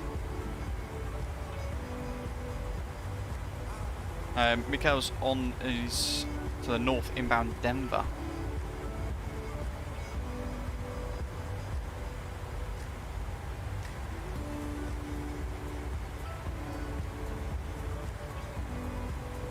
The only via, by the way, is going to be ROTS, I think, for the ILS. Mikhail's up here somewhere. Where is he? He's inbound Denver, which is Salt Lake. There we go, Denver, Colorado. There we go. LAX to Denver. Southwest 459.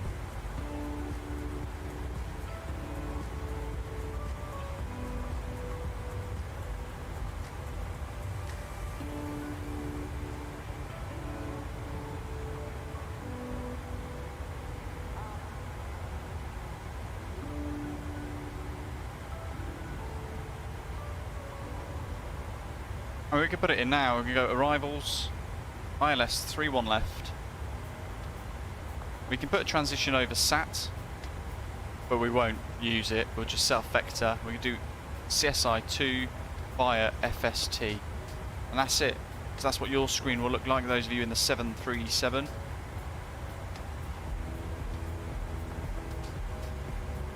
Storms over Tulsa for Peter, and then we're going to hit execute there. Then we should see legs FST, CSI, Benny, Medin Ruba, and then a discontinuity which we can just cancel off, and then ROTS.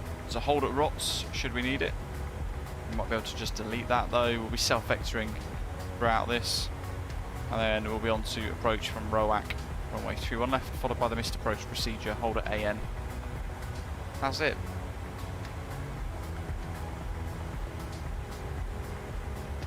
Probably do descent winds.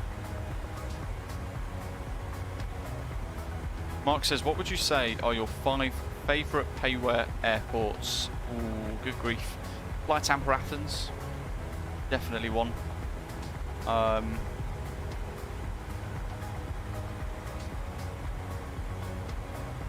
Oh, you know what? That's a tough one. Public Devco makes some really good sceneries. This Belfast is really nice.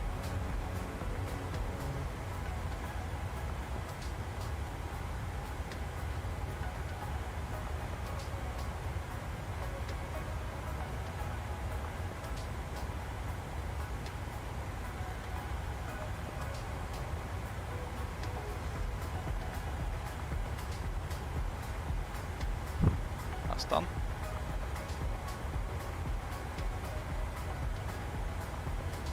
.42 knot tailwind pushing us along now. Simwings Munich's very good. Mikkel's saying flight Tapas Copenhagen as well. Yeah, that's very nice as well.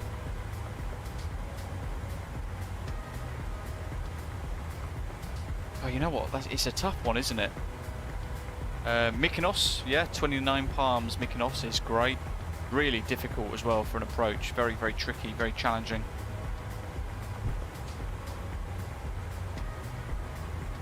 I'm trying to think what sceneries I've got. Pilot Plus Bristol's very nice as well.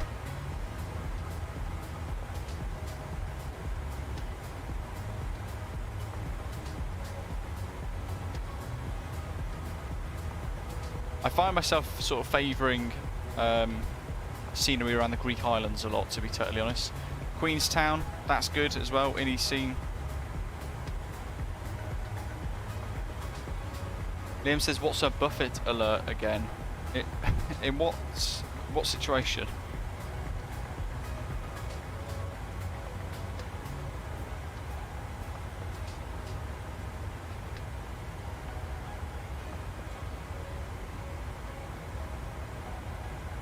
My current 5 favourite payware airports, I'm probably going to have to spend a bit of time thinking about those, to be honest, actually.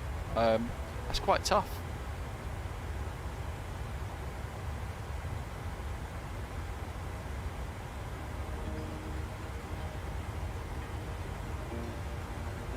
Yes, Flight Tampa Vegas is pretty cool as well.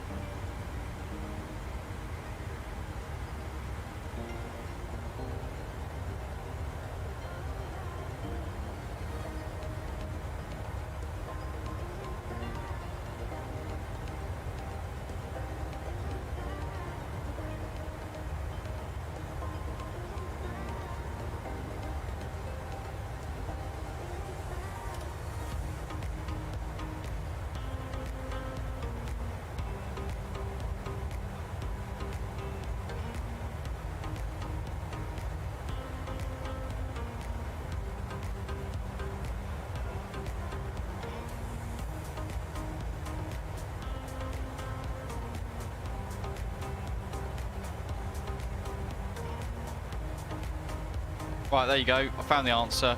Buffet alert is an advisory message on the CDU scratch pad to advise pilots that their current aircraft conditions result in a maneuver margin that is less than specified. So pilots should bring the airplane back within the operating envelope. So that's saying there you're flying too fast or too slow, and therefore your load factors of G or your angle of attack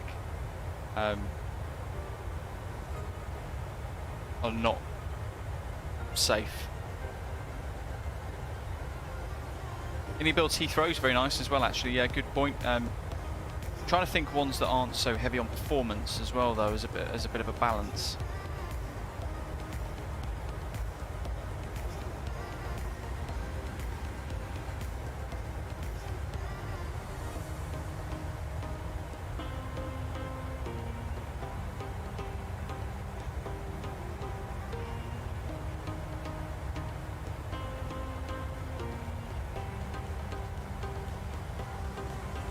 Yeah, Dirty2's another question there, spinning it into what are the 5 best freeware airports. And again, I'd really struggle to sort of just throw 5 at you guys. There's so many fantastic ones out there. Bergen is one of them.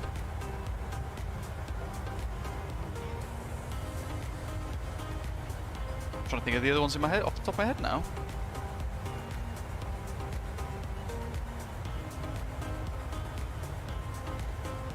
Coffin Corner, Birdman, there we go. That's another, yeah, that's a great way of explaining it. You're basically, Liam, you're flying in Coffin Corner.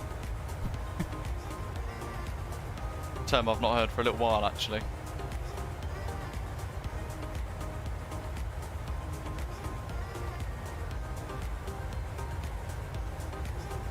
Your trim was very high, Liam.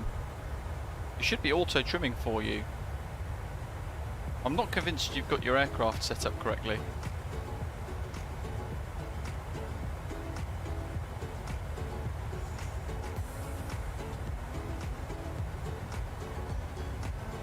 Yeah, really good freeware Alicante. Oslo as well, very good. Both created by Cocolada or Hergy.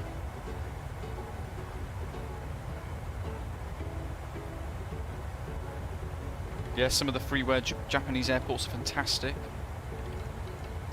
Gatwick freeware is a good one, but I personally can't use it. Once it got to a certain point about a year and a half ago, it became so heavy on performance and so unstable that I just permanently got crashed to desktops, sadly. So I only use the Origami Studios Payware Gatwick Airport now, which is very nice.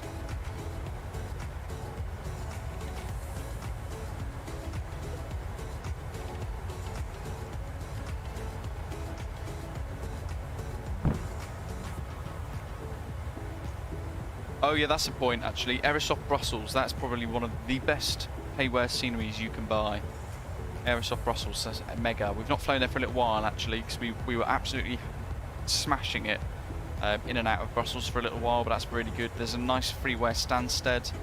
Gaia, don't know if you guys saw, somebody shared it on Discord the other day.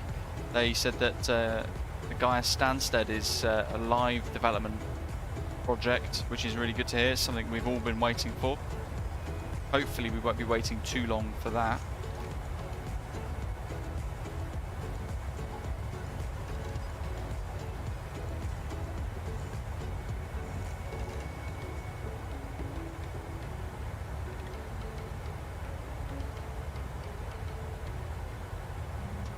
Jack, because the AI doesn't recognise bridges as part of terminal structures. So it doesn't understand what the North Terminal overbridge is, the flying bridge is at Gatwick.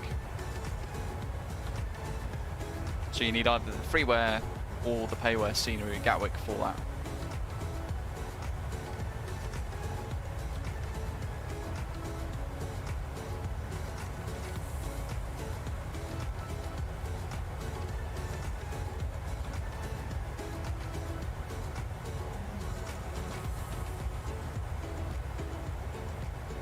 Beam Studios Denver's very good as well.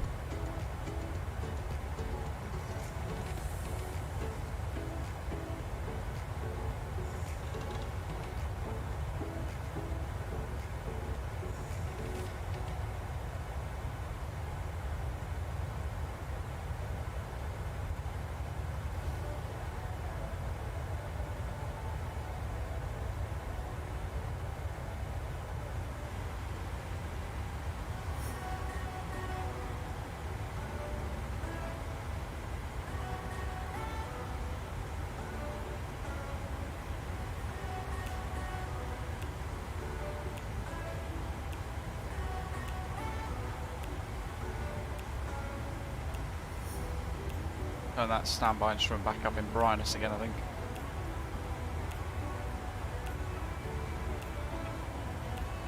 At ELP, we'll do another fuel check.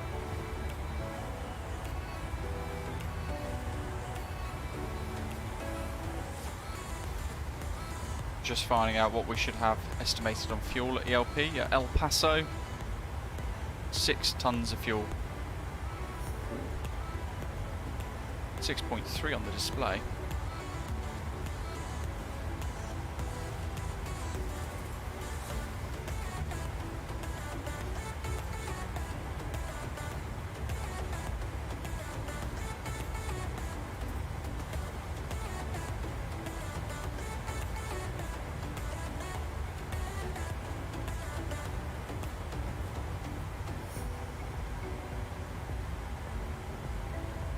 To give you an idea of what we're going to be doing on approach, if we go back to Navigraph,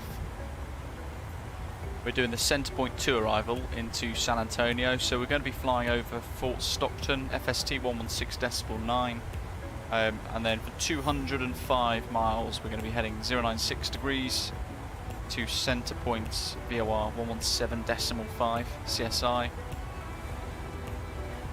And then for turbojets, expect clearance to cross Benny at 10,000. So what we can do is have a little look here. Benny.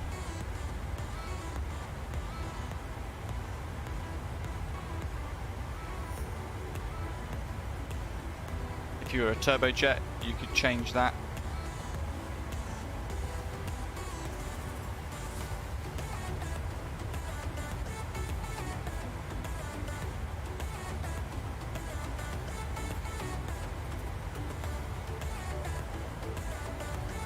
Now, the thing I don't really understand is obviously we're a turbofan aircraft.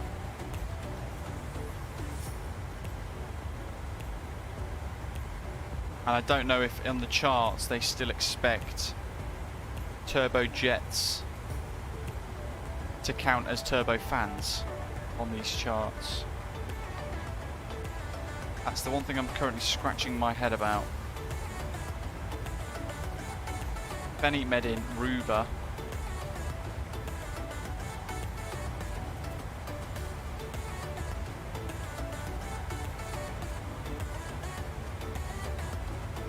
And then ROTS at 3,100 and or above. We'll see what you guys say in the live chat about that little thought that I just had. Whether or not in the charts we would count as a turbofan. Whether or not we can use turbojets for clearance there. In which case we can amend the legs. Because usually it's turboprop or turbojet, isn't it, that you see? Or turboprop, turbofan.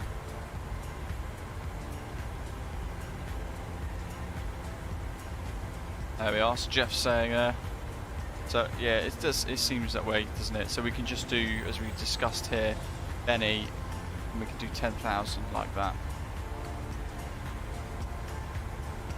Let's change some of these. That's all fine though. That's good. Added our own constraint there at Benny. Dr. AK tips on learning VATSIM.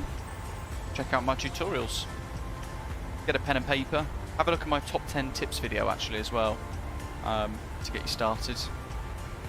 And that will pretty much give you all my tips. Things like don't go big at the start, go small, start small airports, one runway, a couple of SIDS and stars to get used to it.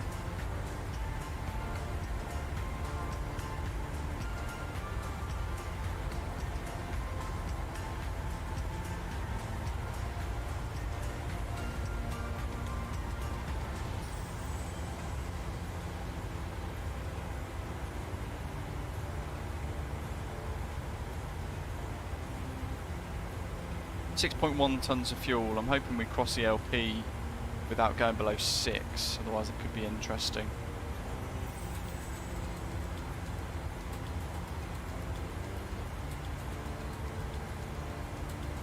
But fuel at KSAT 4.4, not going to worry.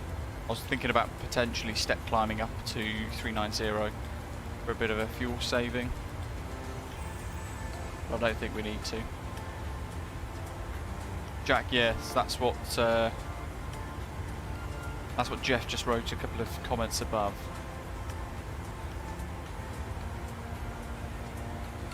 But yeah, as we were saying, usually on the charts you get one or the other. You'll see turboprops for things like the ATRs, and you'll see turbojets or turbofans for the airliners.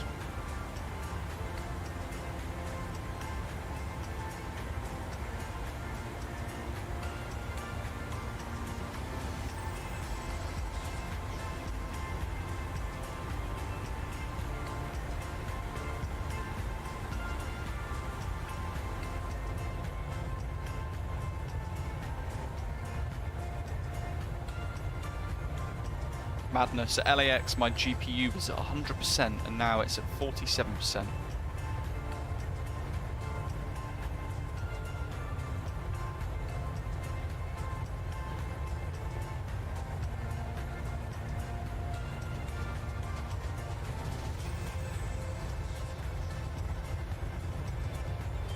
Passing El Paso now.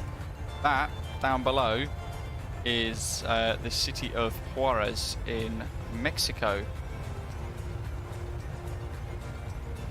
And the airport down there, Abraham Gonzalez International, MMCS. So right below us is the US border. There we are. Out there is the US border, I think. It's probably Trump's wall, isn't it? So right below us, El Paso, and there is Juarez City, also city of Juarez. So just about in US airspace here.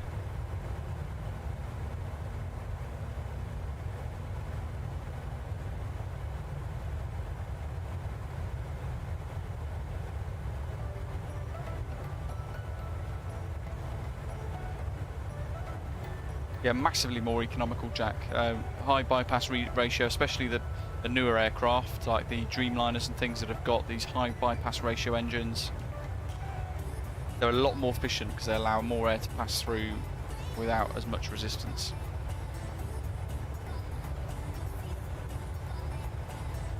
Hello again, nerd. Welcome back.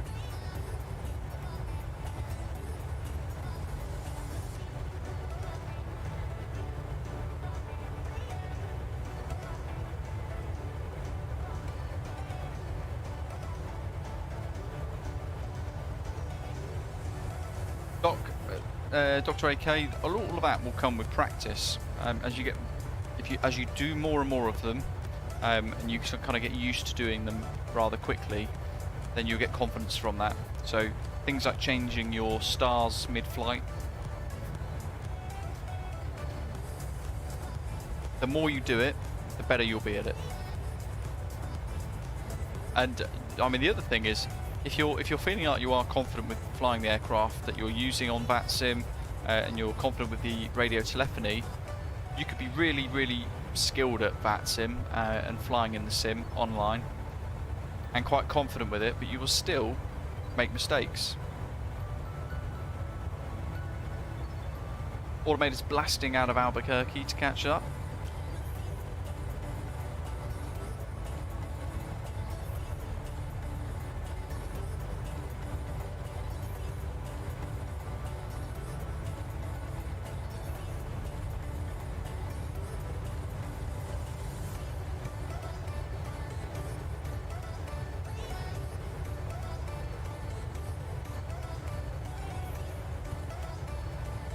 Welcome to Texas, Jeff says.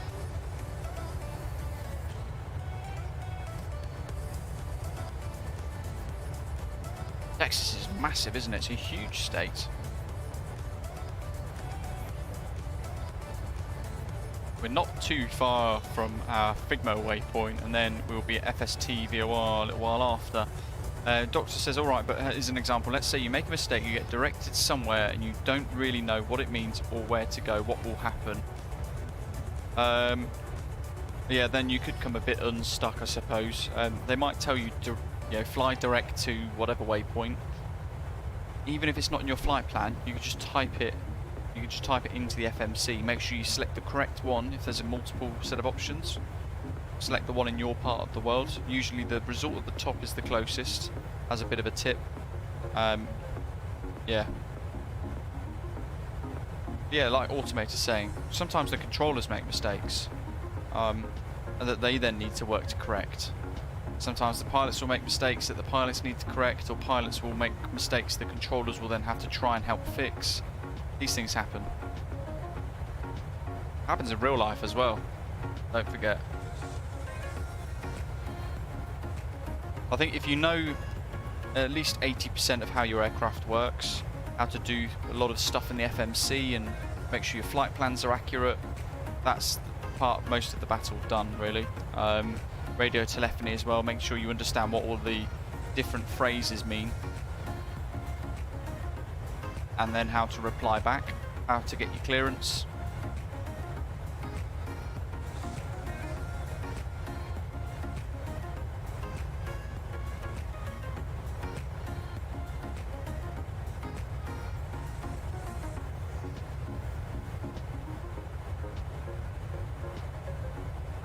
Got two facts about Texas. Texas is bigger than France, and Texas is the largest state with the most nothing to see in the US. And oh, there's the third fact for you, and the most amount of guns.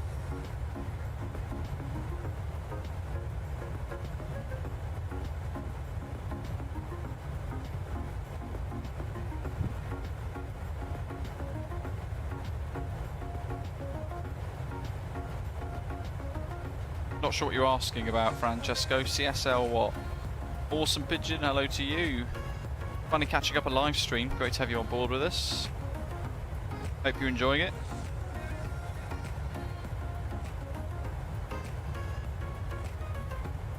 Sato, that never happens.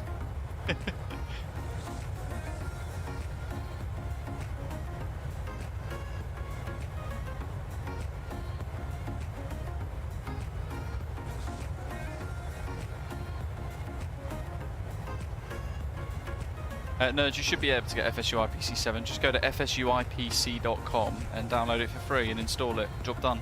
Easy peasy. Downloads and installs in less than 2 minutes.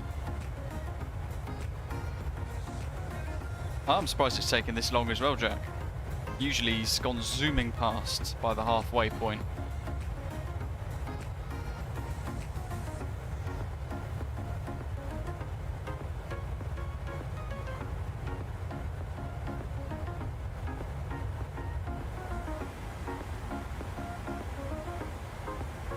Big Mo 5.8 and estimated fuel on board 5.7, so happy days. 125 miles to FST now, and then we'll be into the star, into San Antonio, iniBuilds San Antonio Airport.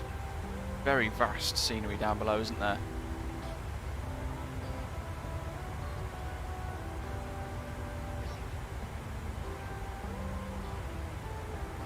MPS Gaming says, I'm not sure what this happens with PMDG 737. Look, I've got an FMC failure. Maybe I should not turn on in FMC about the maintenance. Have you got, does it say single FMC op?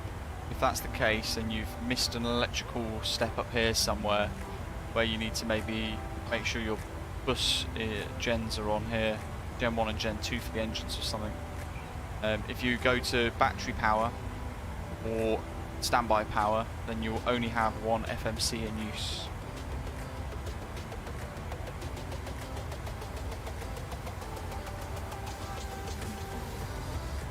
El Paso, Texas is closer to San Diego than it is to Houston. My goodness.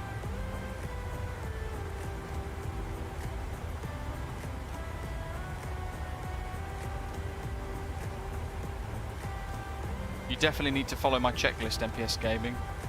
Make sure you set up correctly. Usually, it's if you miss one step with the 737, because it uses a lot of old school aircraft tech from the 1960s, elements of the 737 as well, stitched in with some more modern avionics. If you miss one thing, usually it compounds into a bigger problem. As somebody said a little while ago, actually, I think it was Lauren a little while ago, said the biggest difference between the A320 and the 737 on in the sim is, well, even in real life, is 737 will kill you in the climb if you don't set it up properly. Doc, I don't think it is delayed.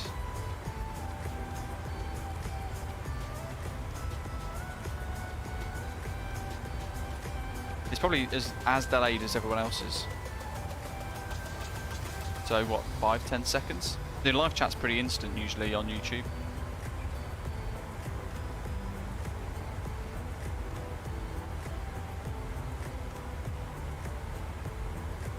MPS Gaming saying it worked okay last week. Interesting. It sounds like you've just missed a step. Usually with the 737 there's something's going really wrong. Usually it's because we've missed something. Most of the problems I've had with the 737 has been induced by myself. It's pilot error, and then I've had to work out how not to make that mistake again.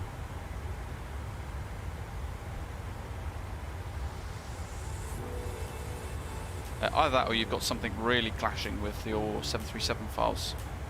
Then I wouldn't know what to even suggest to start at with that. Nerd, you just install it.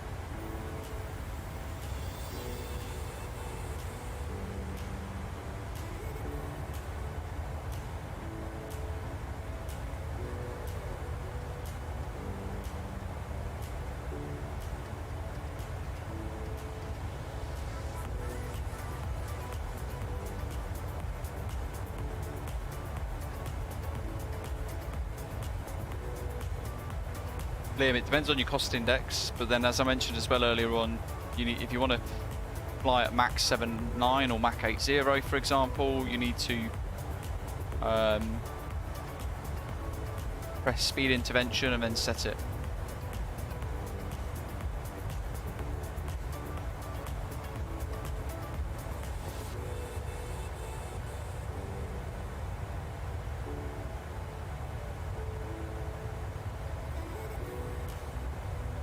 I mean, the other thing, Liam, is perhaps your fuel is, maybe you're too heavy to fly faster, if that makes sense.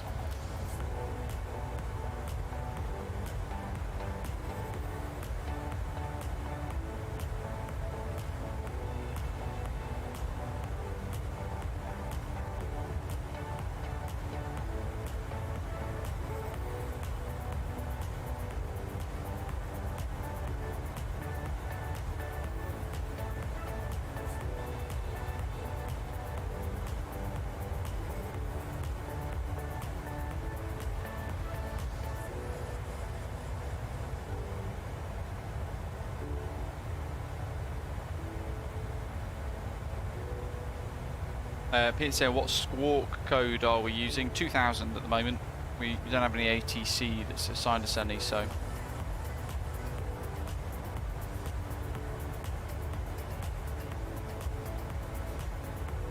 No, that's something we could look at doing in the future. Liam, usually it's in your OFP, your flight plan on SimBrief. There's a little bit at the very top on the right of the actual OFP that says CI, and then there's a number. Usually that is the cost index, so I tend to run at 30, but today it's given us a cost index of 51. We went through it at the very beginning of the stream as well. I usually go through all the data at the start. Because of that, I can't show it you now because it's in a different page pre-takeoff that we can't access. Usually it's initRef somewhere in there, but yeah, I can't see it anymore because we've already departed, unfortunately.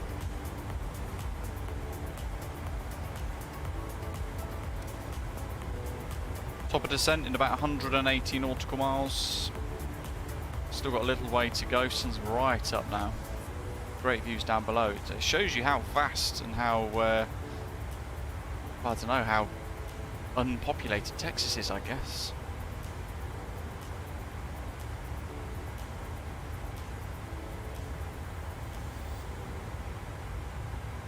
I mean, look at that.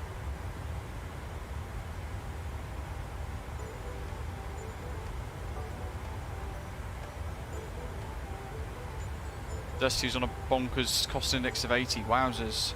If you haven't set a cost index, you can just use speed intervention mode instead. So just press speed INT on the MCP next to where the speed is, next to the VNAV button. Press that little button as speed intervention and then select the speed for it to fly at Mach 80, decimal 80.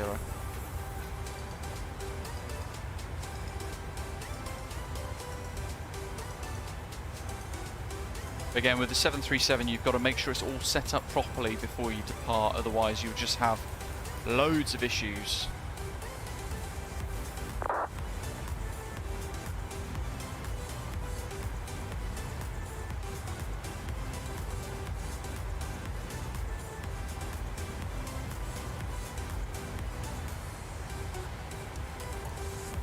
And usually certainly one issue will compound into another.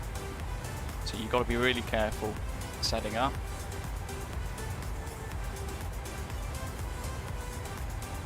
It reckons we've got 40 minutes to landing already.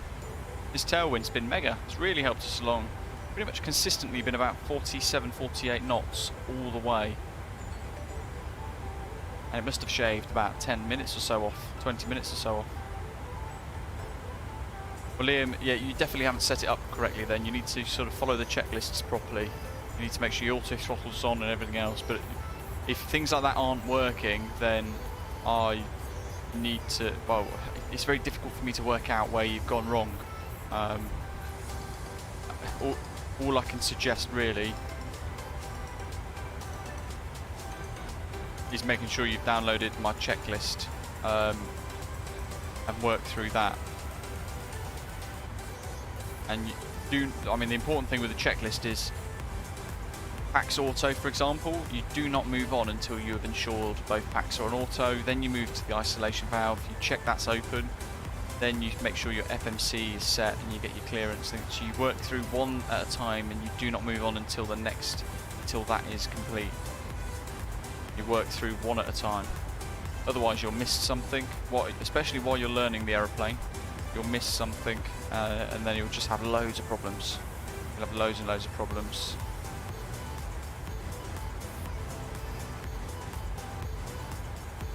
No, I can't force you to press like, of course. It's optional.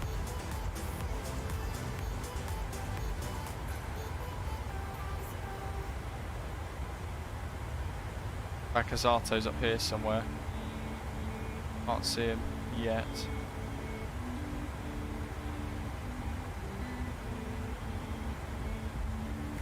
He's about to overtake us, he says. Let's have a little look.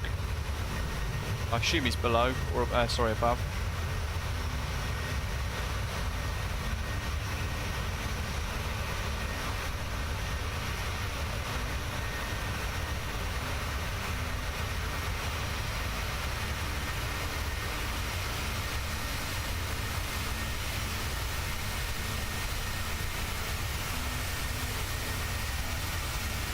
Thanks, nerd. Appreciate it.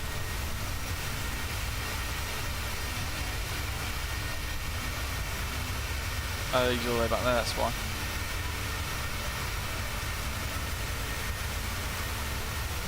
You're miles away, Bakazato. Not yet ready for the overtake. He's all the way back there. There he is.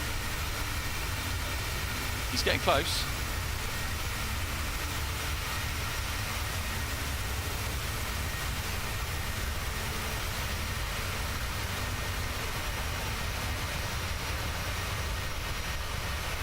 Take that screenshot because I need a new screensaver for my background on my desktop, because I broke my Windows desktop.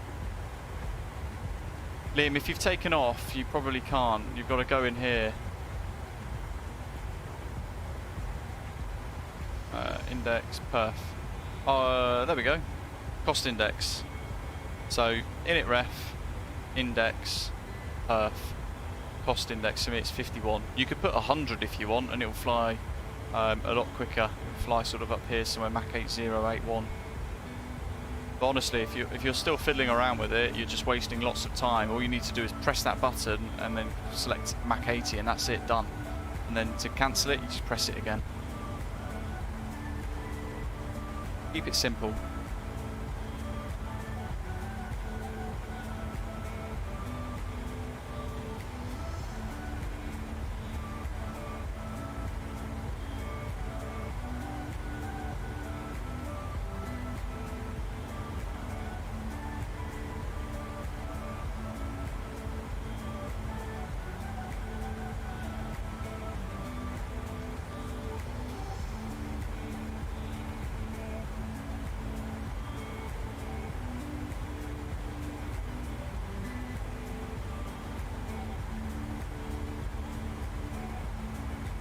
Nerd. I haven't got a clue what my coordinates are, to be honest.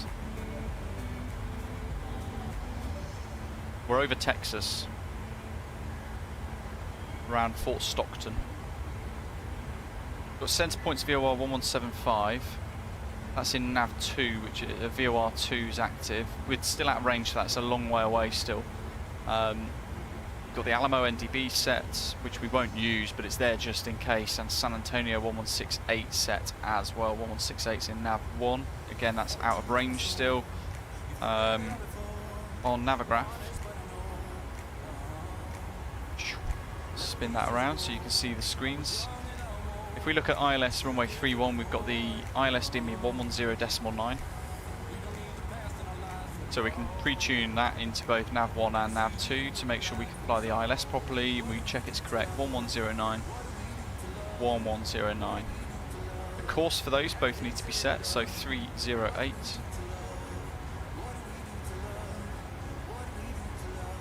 And 308 on the course 1 and 2 as well. Really important we set those. Down the bottom, ILS decision altitude at 990, so we can check that as well. We can do the barrow here. We'll hide Navigraph for now. Otherwise you won't be able to see it properly on the screens as I'm doing it.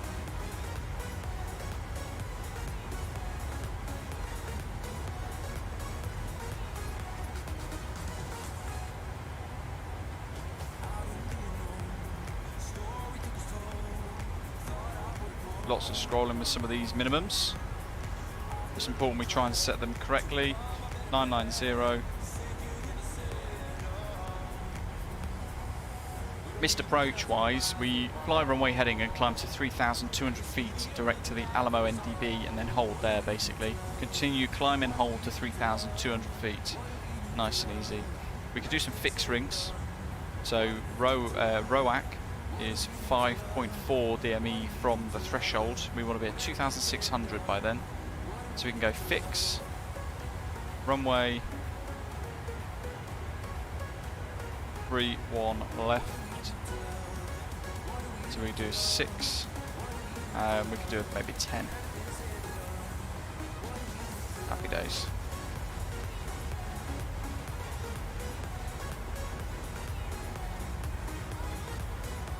So that's our fixed rings input as well for the arrival. There's Baccasato. It's gone zooming past. Hopefully you can get 2 minute separation.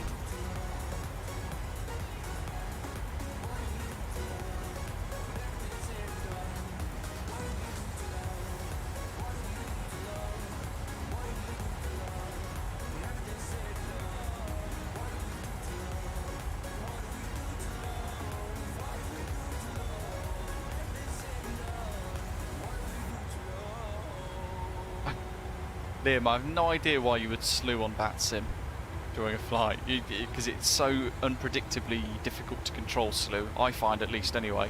I never press that button. Every time I do, I break something or it goes horrendously wrong for me.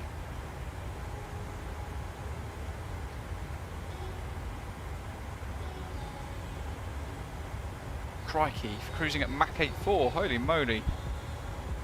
Hot and high.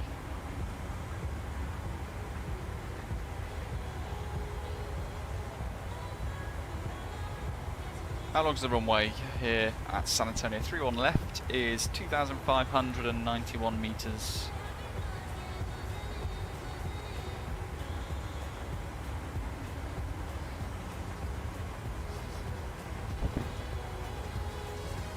You know what, I have no idea. Where is it? Doc gave us a gate for arrival, didn't he? Arriving at A10. Lovely stuff. So we can prepare an idea of what we're going to be doing for touchdown. Now all of these intersections to come off at San Antonio are all 90-degree turns, so we're going to have to be a bit slower than we'd expect them for something like a high-speed exit, for example. We have to slow right down for them. So we're probably going to use auto brake 3, looking at this, flap 30 for arrival, and we might vacate around Sierra, or if not, Juliet, and then we're going to taxi in.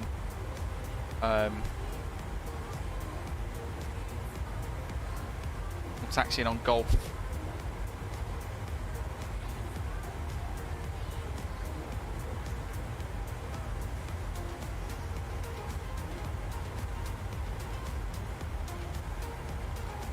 Yeah, Golf and then November, and that should get us in A10, roughly anyway.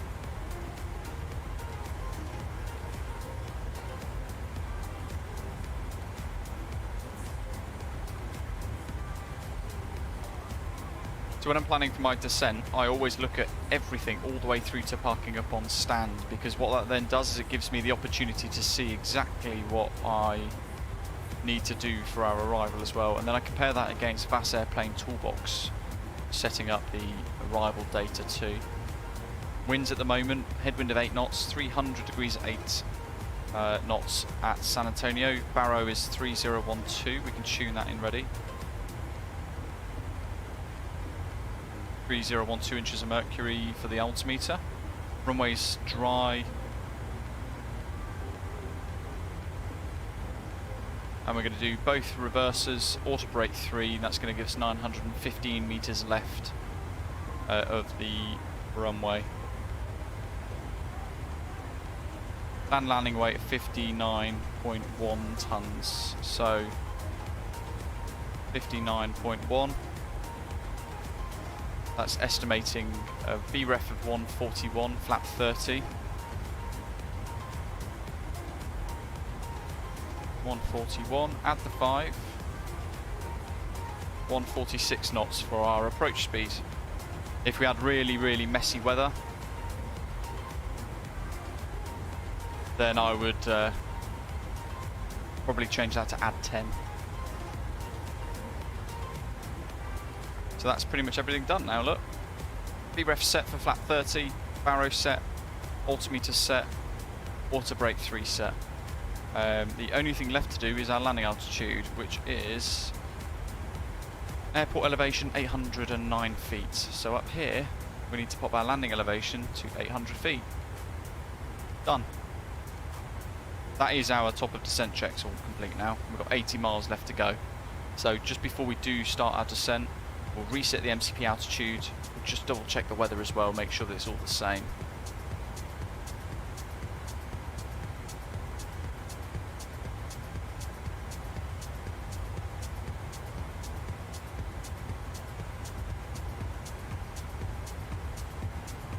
We're about there, nerd on the map, on Navigraph. Pretty much on the edge of Texas, look. Got Houston FIR.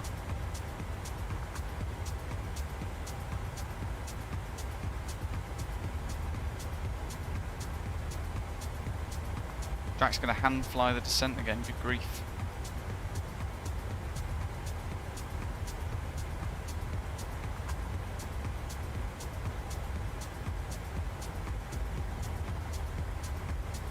Bakazato's blasting off down the in the distance there, making huge amounts of progress away from us.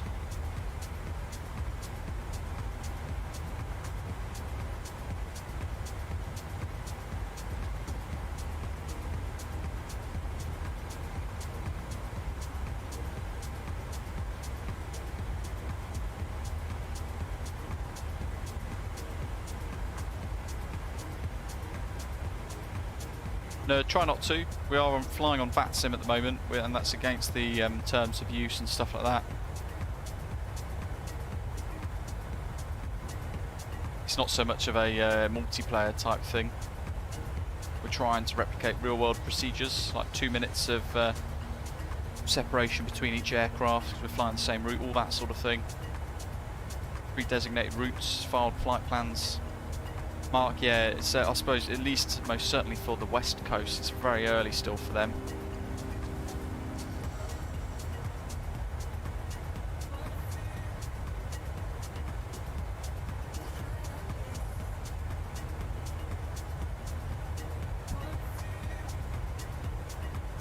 Neil's triggered now. Fantastic. Cornelius, hello, hope you're well. Welcome on board.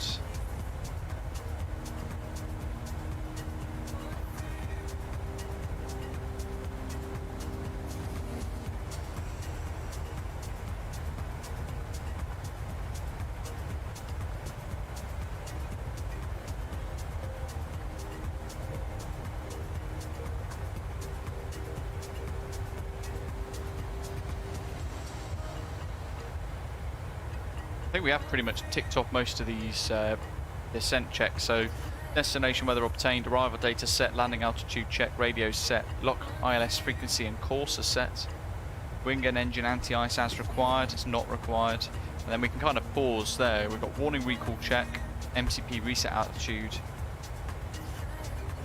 altimeter we've already done that, minimums and approach and missed approach have already briefed as well, and auto brake set. So all we need to do is warning recall, reset altitude on the MCP, make sure we're in VNAV mode, and then we will begin to descend on VNAV itself there with the aircraft. Low flight level 180, we'll then reset the altimeter to the local pressure, which was 3012 inches of mercury here in the States. And then you've got to make sure that the cabin's depressurizing normally as well. And then we'll work through the below 10,000 checks. First time having a look at the new well, not new actually, it's first time looking at the iniBuilds San Antonio scenery. It's been out for quite a few months, I believe. This is one of the, what is the most recent update to it, which I think is version 1.0.7 or something like that.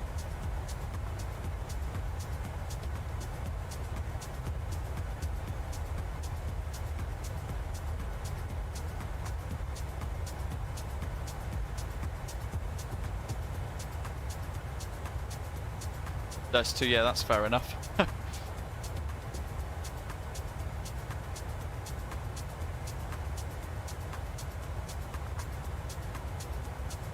Certainly nothing more frustrating than that sort of thing, isn't there? It's all that prep as well. Automated's just got Heathrow iniBuilds on sale for Halloween. Nice. Are they nice? They're actually doing a sale. I know Orbex are doing a sale for Halloween, aren't they? So inibuilds.com, let's have a little look. What have we got here on the store? Yeah, iniBuilds Halloween sale until the 1st of November. There we go. Great opportunity to purchase some of their sceneries and add-ons for MSFS. I'm sure other developers as well would be running some Halloween sales, especially American ones.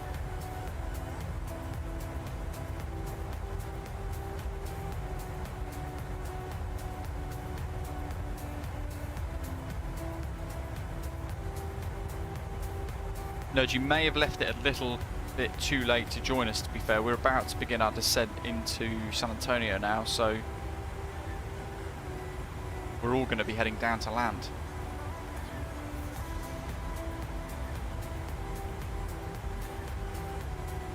I certainly will be, Liam, yes. Last stream for around 10 days. I'd absolutely have to watch the landings.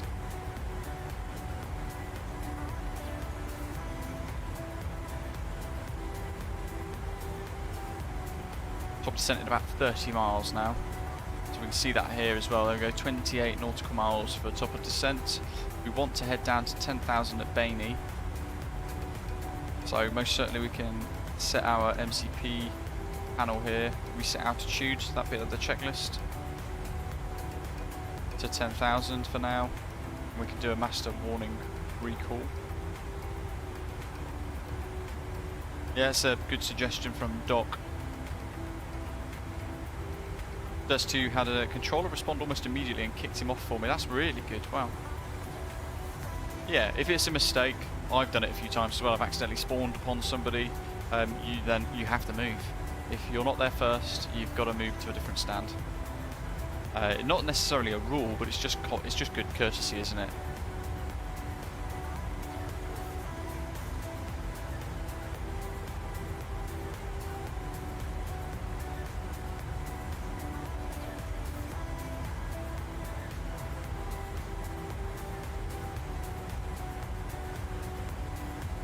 So, we're in VNAV, the descent, we've reset that to 10,000, all the brakes set, we've got our frequency set, CSI is in 101 miles, so that VOR is now active and tracking.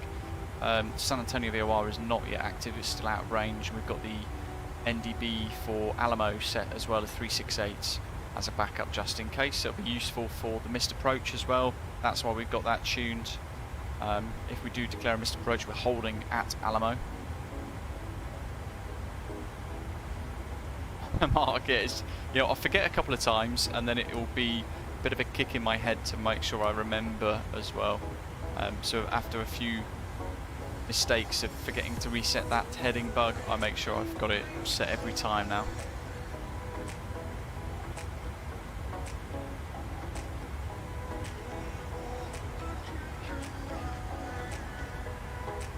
Oh, Liam, that's not good.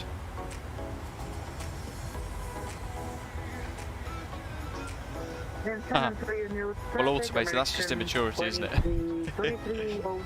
That'll never go away, unfortunately, that sort of behaviour, that sort of stuff, that sort of madness.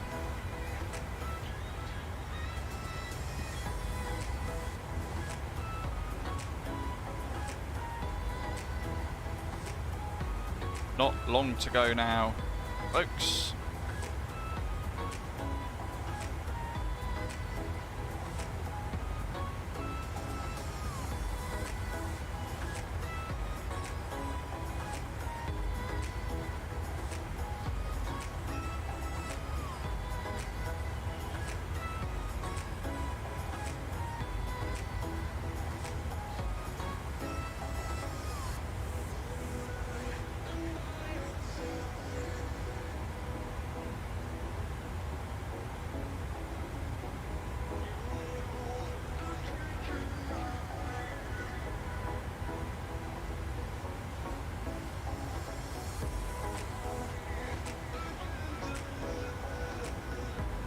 Yeah, make sure all of our spacing is good. We want about 2 minutes between each of us. So if we're finding, if you guys are flying along, we're finding that a couple of us are all bunching up, then take some early action to get that 2-minute separation. Otherwise, it will be really problematic for everyone on approach.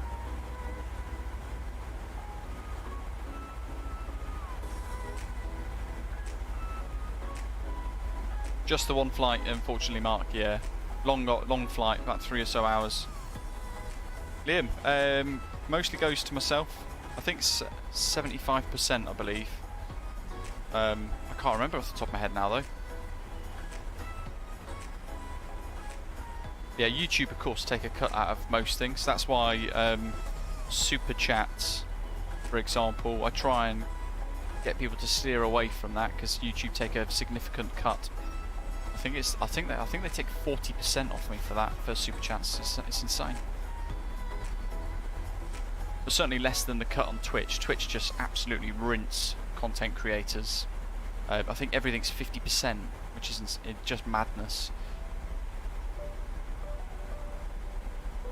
Top of descent. Down we go.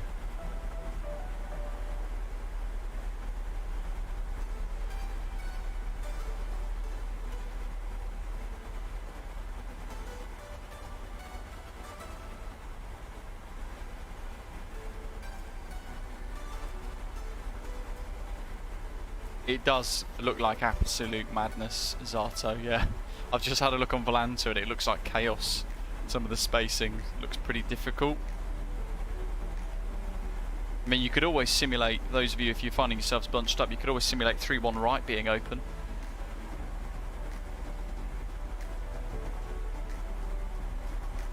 Actually, 3-1 right isn't a thing. Why is it 3-1 left? Oh, that's why, because 3-1 right is actually closed. It's now a taxiway. Ignore me. 3-1 left is the only option. They should really change that. Just runway 31. Liam, yes, so donations through Streamlabs, 2% of a cut. Much more reasonable, for sure. 32, good grief. That's a long old route, isn't it? Lou, good question really, going into a bit of politics on descent. It should have always have been Rishi Sunak, basically, in my mind. Out of the options for the two of them, it should never have been her. Zato, yeah, there we go. It's either 3-1 left or Harrison Ford. Brilliant.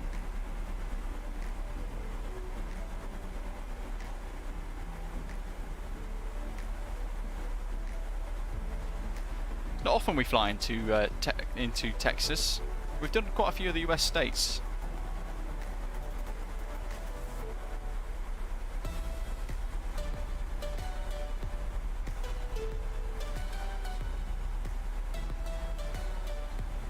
ETFS, we're using our channel livery, Osprey Airways.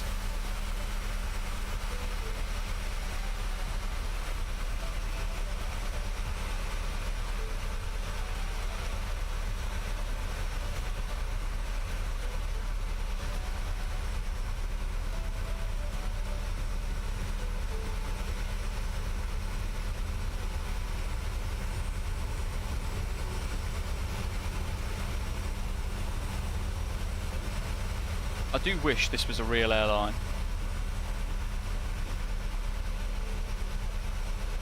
Ed, hello buddy. Good question, Ed. Do I use DLSS? No. I've tried it and I absolutely hate it, so I've turned it off.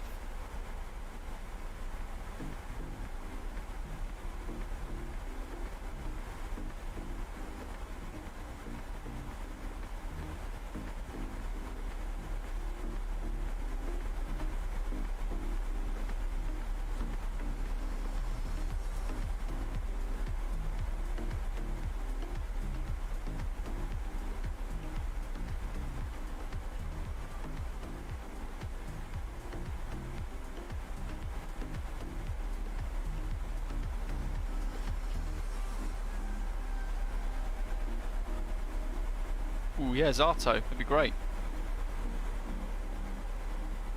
Yeah, if any of you knows a billionaire that wants to fund a startup airline, do let me know. Stonners, hello, buddy. No, annual leave today. There's only 2 of us on our split in today. They can enjoy the chaos. So I'm off now for about almost 2 weeks, Stonners, because I'm moving.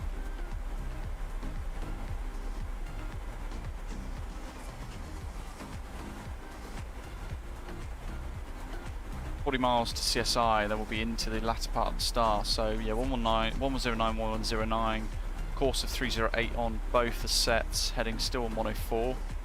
Pop the angle bank, make sure that's on max, order brake is set, and up in the overhead panel. We're going to keep an eye on the cabin depressurization here as well. It's starting to depressurize. It is depressurizing nice and normally. Real slow depressurization down to that 800 feet landing altitude there. And I might as well strap people in as well, get the seatbelt signs on too. That's all looking good on the overhead panel. And the next warning recall that we'll do will be prior to approach.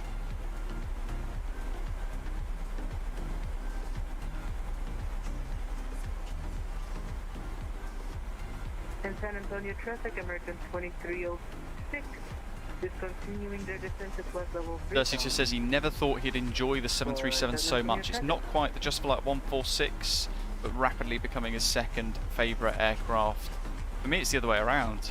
737-800, and then the Just Flight 146 as well, probably behind that. Joint second, perhaps, with the Phoenix, but I feel like the 146 is a lot more difficult, therefore more enjoyable than the Phoenix A320. Which is just autopilot on, managed mode, fly. Delta Tango, thank you, buddy. Really appreciate it. That's what I'm hoping for. I'm hoping to get a couple of rooms done on day one. I've got a whole ton of appointments through the week ahead as well, with various things, landscapers, all that sort of thing as well. Try and get the garden sorted.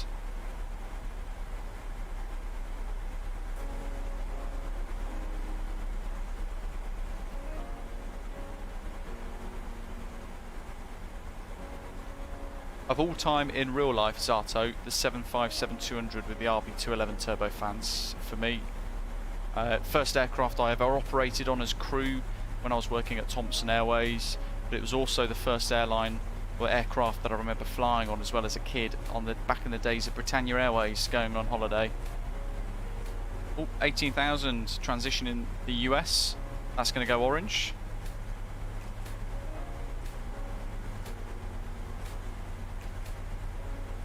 There we go. It gives you a little while to say, yeah, to do it. If it doesn't, it will then go orange and box off there to tell you you've not changed to transition yet.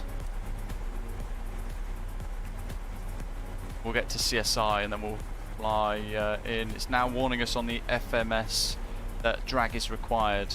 So that could be anything. It's telling us drag's required now. Therefore, we will use speed brake down into the flight detent mode. That warning on the MCP panel is gone, and we're descending on flight detent. Oh, tower online, fantastic. Oh, we do. Excellent. Whoever Josh is, thank you.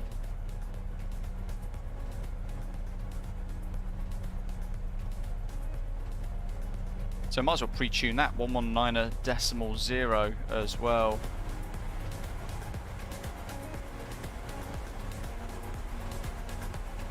119.0, just double check the frequency, 119.8.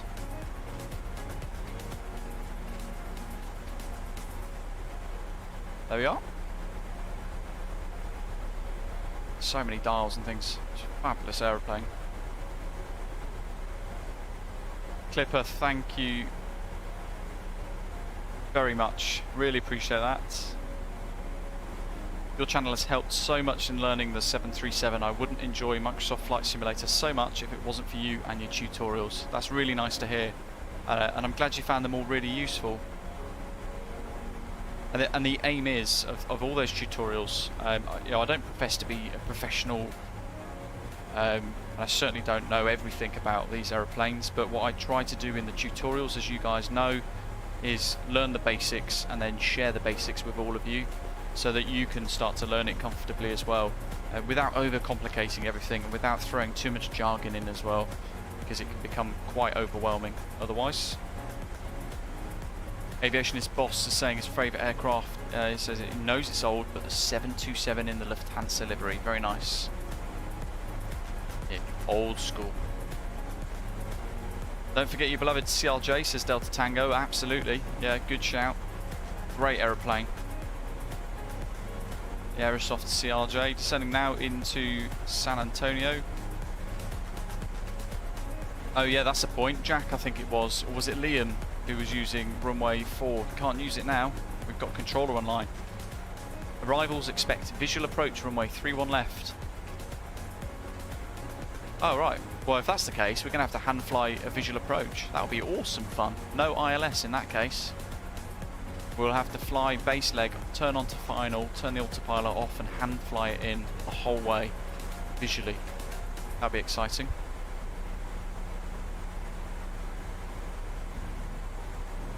ATIS 1189, let's have a listen.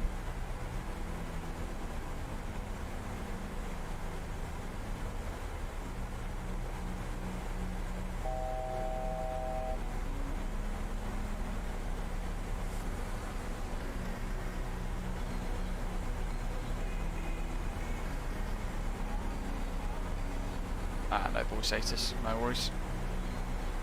I'll read it out to you guys. San Antonio ATIS information Kilo at 1351 Zulu. Winds 296 degrees at 8 knots. Visibility 10 statute miles. Few clouds 2,500 feet. Temperatures plus 13 degrees Celsius. Dew point plus 8 degrees Celsius. Altimeter 3012. Arrivals expect a visual approach runway 31 left. Departing runway 31 left at taxiway November. NOTAMs runway 13 left, 31 right closed, runway 4, runway 22 closed. Push at pilot's discretion, bird activity in the vicinity of the airport. Ground surveillance equipment in use. Operate transponders with mode Charlie on all surface areas. Squawk mode Charlie on all surface areas. Advise you of information Kilo. Through 10,000. Lights. Signs. Seatbelt signs are on. At 15 minutes to landing at most. You can fly an ILS approach, Neil, if you wish, but the ATIS is online for 31 left as a visual approach, so I might try that. But you can fly an ILS if you wish. Just ask for it. Just tell them that you're established ILS 31.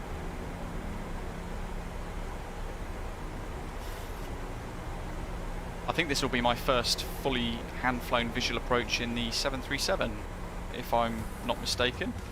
Let's go speed brake to tent again, help the aeroplane slow down. We're going to go speed intervention here actually, because I don't... we need to actually continue down as well. Was it 3,000 something? Halt intervention.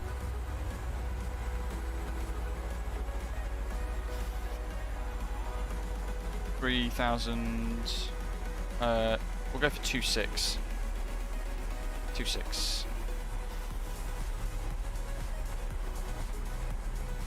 From Ruba, we're going to have vectors.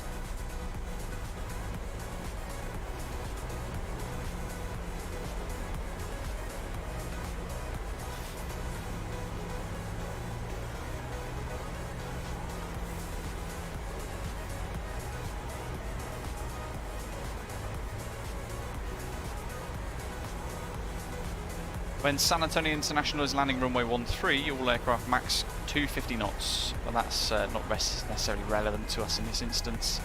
I'm going to move VOR nav2 onto 1109 now, so it's one less thing to do. I'm going to make sure the heading bug is central. We're going to go heading select mode now and begin our self-vectoring, I think. What's this range on? 40 miles.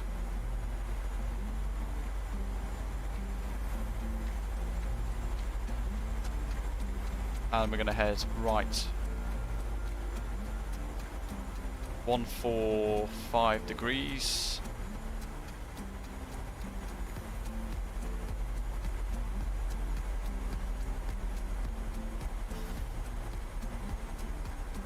San Antonio traffic, Osprey 165, altimeter 3012 and 8,500 feet for 2,600 feet, turning right 145 degrees at Aruba on the center point 2 arrival, expecting visual approach runway 31, San Antonio traffic.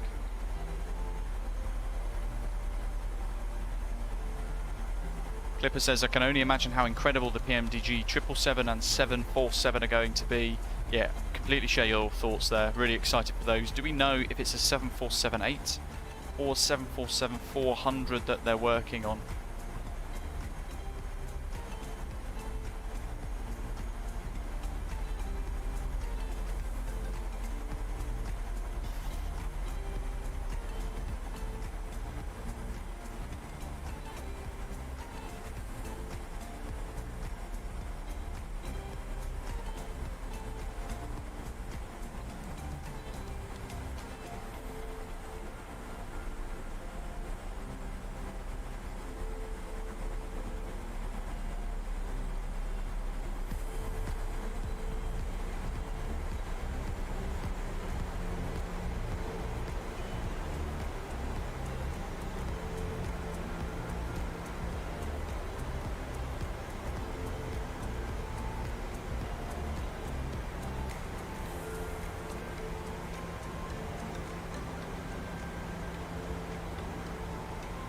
Yeah, I think 747-400 might be for the PMDG 737 Clipper.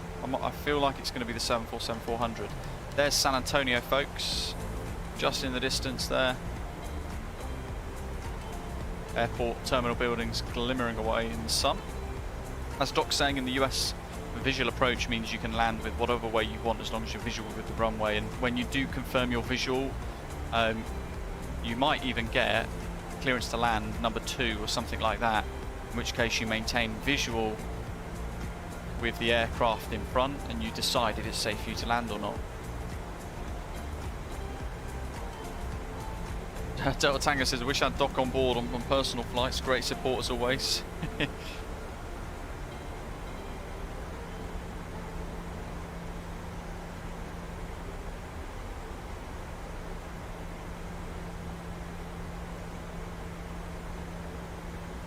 And now we're going to go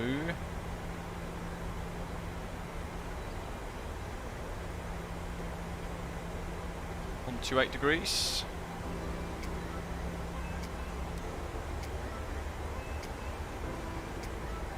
Actually, we'll go 130. Vertical speed mode. Traffic reach slightly a little, sorry, 10,000 feet.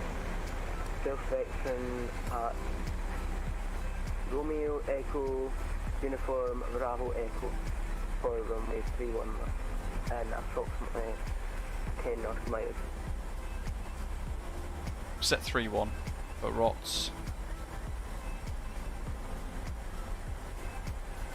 We'll do 245 for now as well, I think.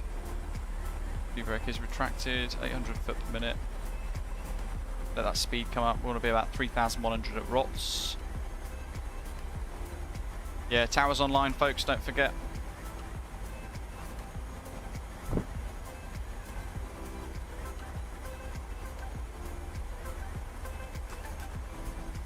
Pressurization still good.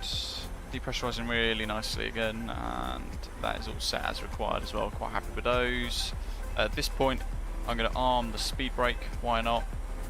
And we're going to pop the nav2 ILS on. I'm going to pop ADF1 on for the Alamo, which is going to be our missed approach. I've got TCAS coming up here actually. Oops. Who the heck is that?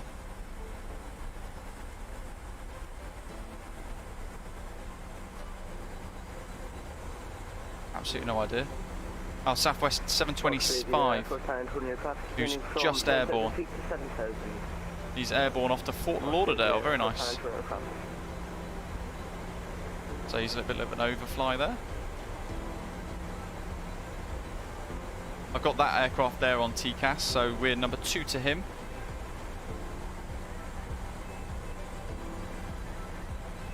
It'll be very busy for tower, absolutely.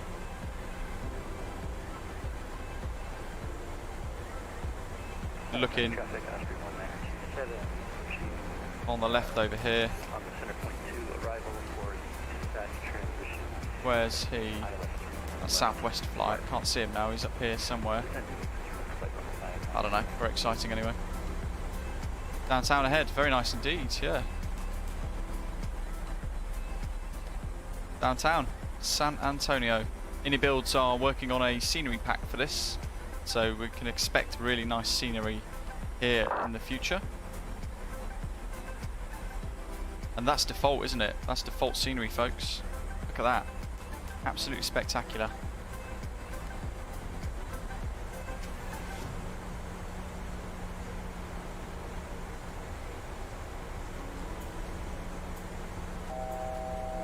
Gonna bring my speed right down now.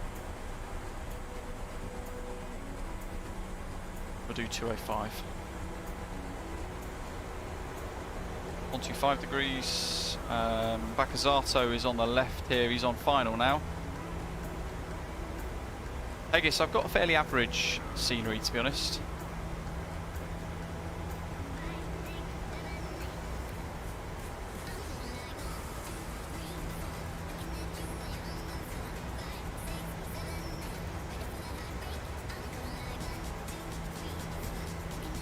Andrew, awesome.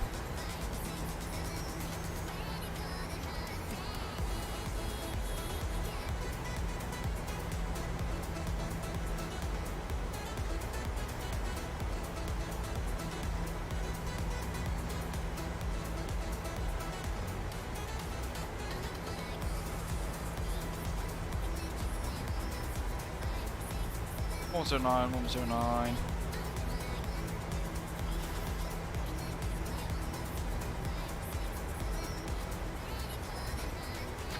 Dave's got us.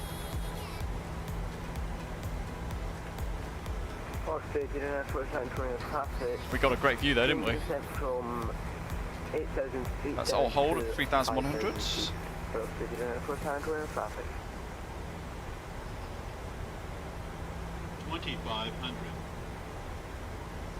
Let's go to 180.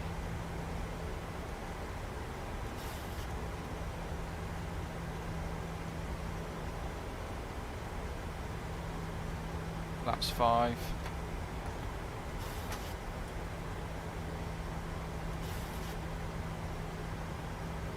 Let's keep that turn around. Let's go towards Roac. San Antonio traffic. Osprey 165 is turning left base runway 31. Approximately 10 miles. 2,600.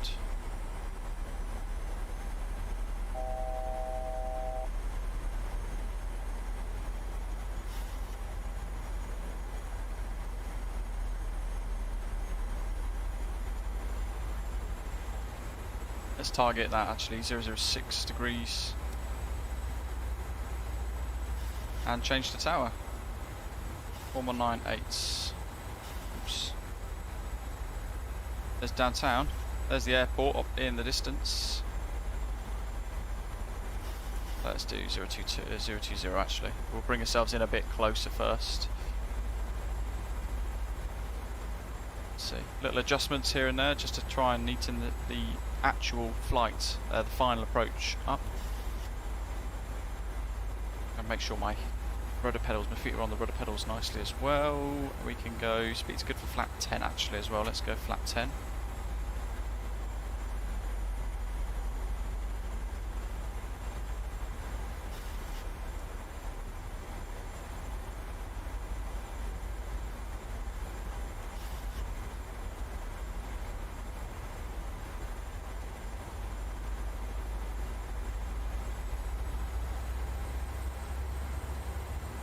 Let's go 330 degrees, we'll go direct Roac, pretty much.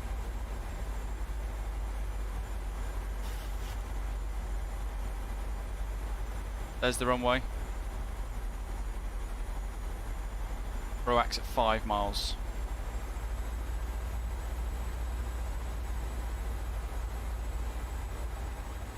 American 2308, welcome to San Antonio, left when able, hotel to the ramp. Left when able and That's enable for American 2308. 160, coming up to about 8 miles. Information kilo, wasn't it?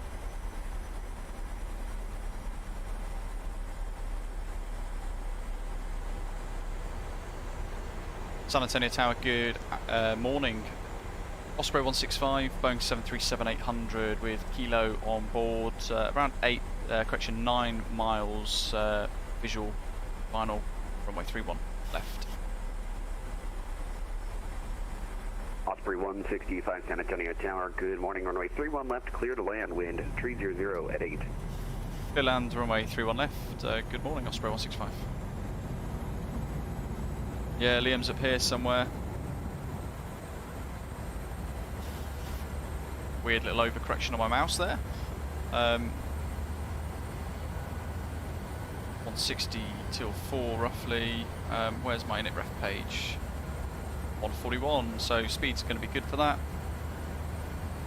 Auto thrust off. We're going to go for an offset visual approach, folks. Why not, hey? Gears down, flap 15.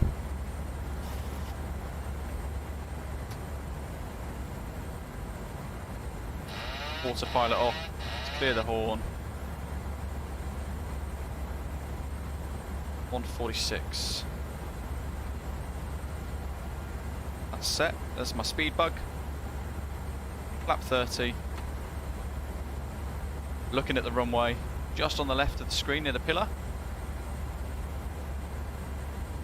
Vegas plays. Depends on the airline, to be honest.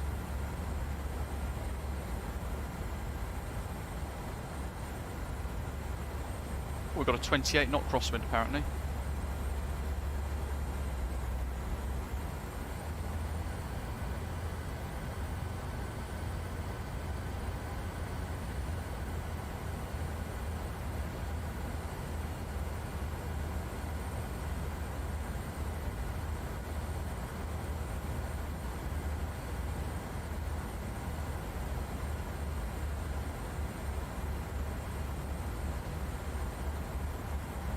Gonna pop approach mode on just to make the flight directors kick in a little bit for us.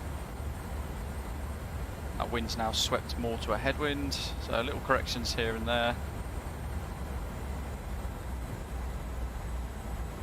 Drop a bit of thrust down, it's going to increase our rate of descent.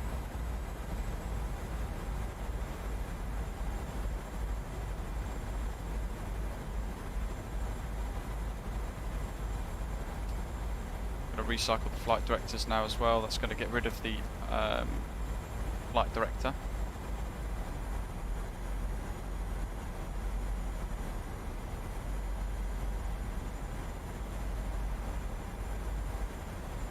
Ooh, a big old stutter.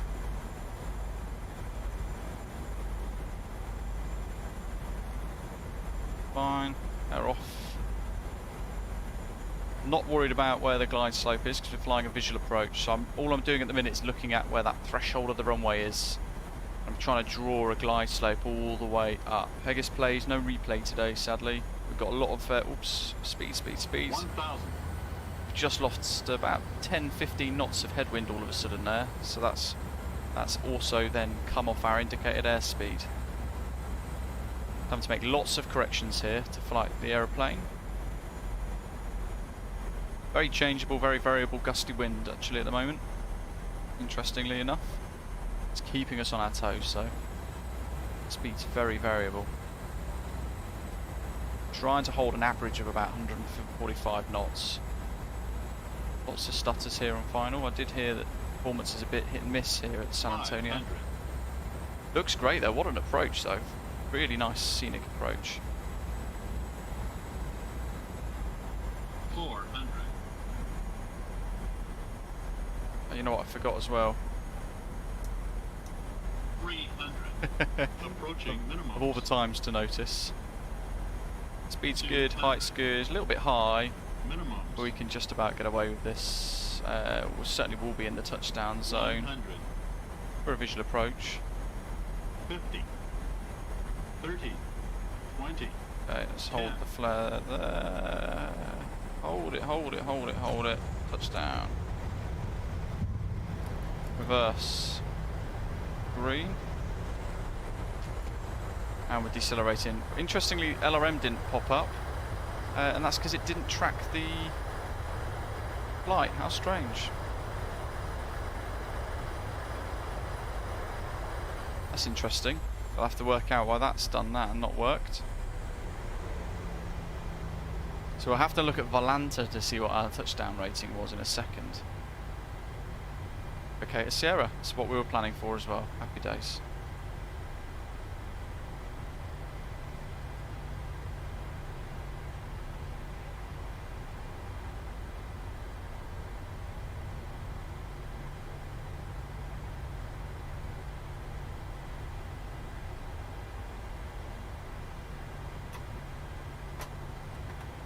Spoilers, flaps,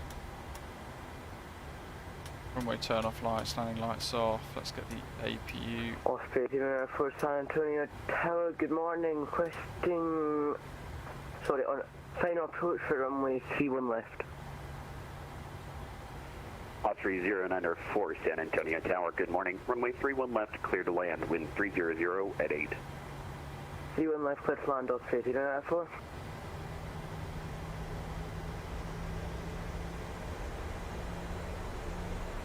Does too, yeah. Interestingly, LRM says connected. That's what's really weird. And it says it's detected a flight still in progress. You sure you want to close LRM? Super weird.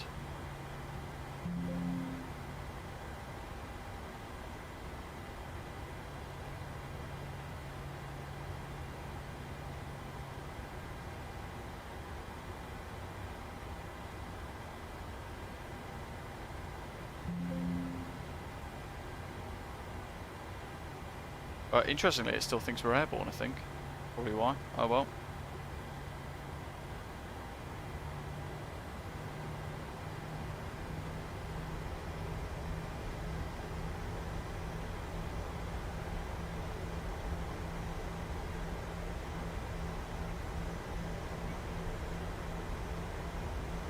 Tower from Osprey 165. Is it taxi to standard choice?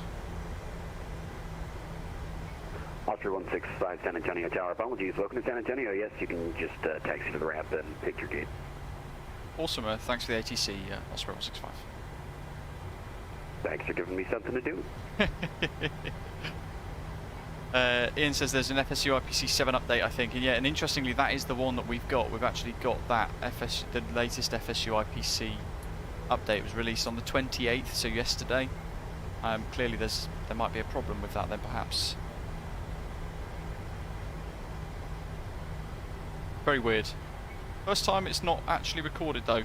Volanta, by the way, is telling us 118 foot per minute and 0.94 G the touchdown. Maybe it was so smooth that LRM didn't notice. San Antonio Tower, Osprey 1927 on final approach, ILS 31 left. Osprey 1927 San Antonio Tower, hello, runway 31 left, clear to land number 2, wind 300 at 8. Clear to land, Osprey 1927. We go all the way down.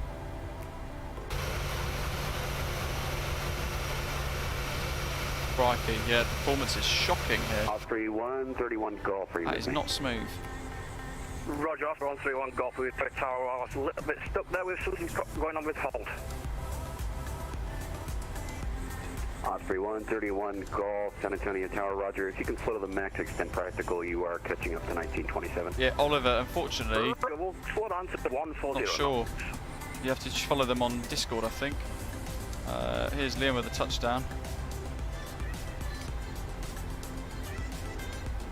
San Antonio Tower, American 23. Oh, super smooth. Showing I'd off. like to say thank you very much for That was epic. Was that Liam? I think it might have been. Gate A10, wasn't it? So let's find it on. There we go. Cross to follow me car, no. Handling by Swissport. Zata, no worries, buddy. Have a good one. Thanks for flying along. He was there. Let's see if it's going to be less stuttery now. There we go. It's kind of rendered stuff in again.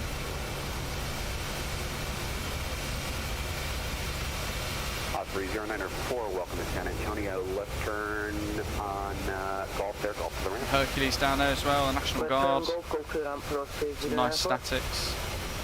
Thanks for the agency.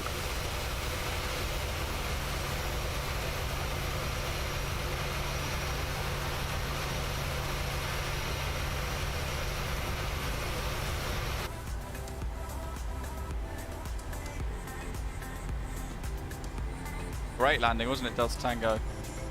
Silky smooth.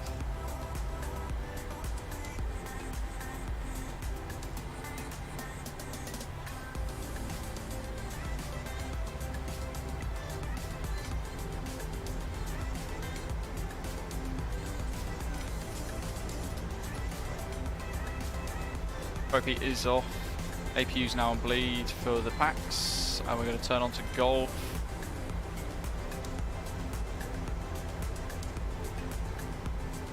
Alpha 10 is coming up.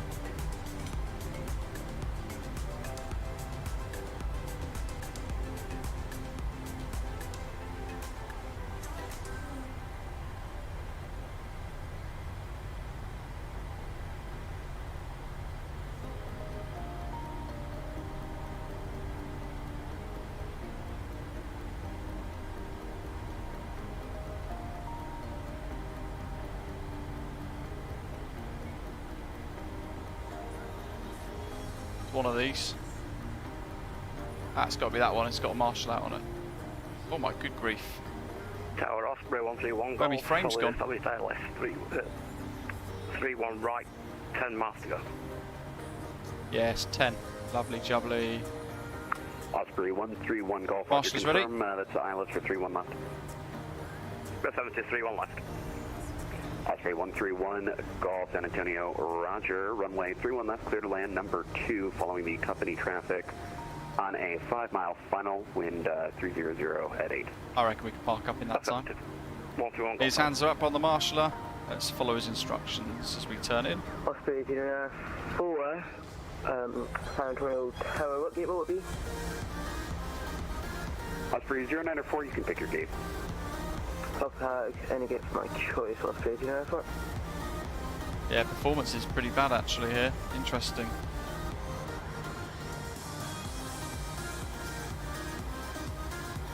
Osprey 1927, established on ILS. Osprey 1927, roger, you remain Telling clear us to to land, slow down runway there. 31 left, wind 200 at 8.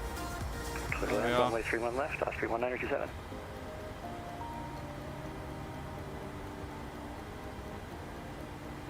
There we are. He's happy with the speed now.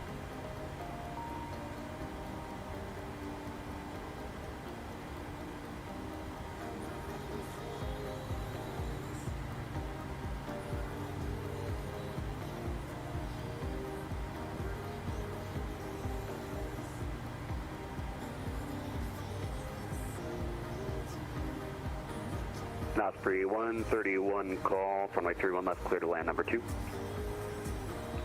Clear to land number 2, Osprey 131 calls. Boom, bang on.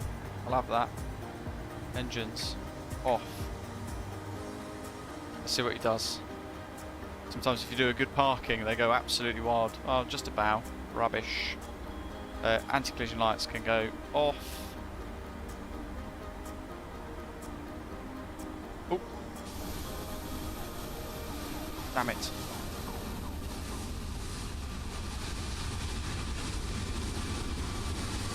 Got another touchdown there. In the touchdown zone, looks smooth, what we've seen. Are you with me?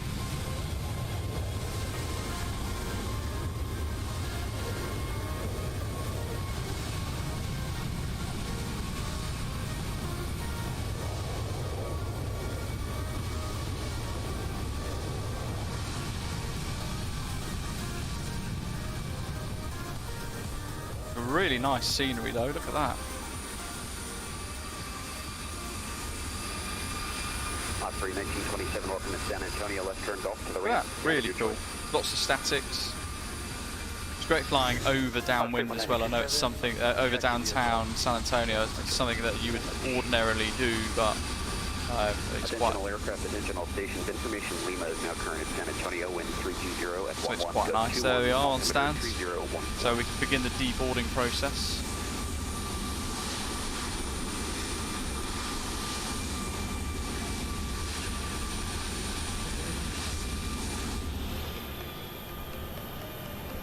Probably put chocks on as well.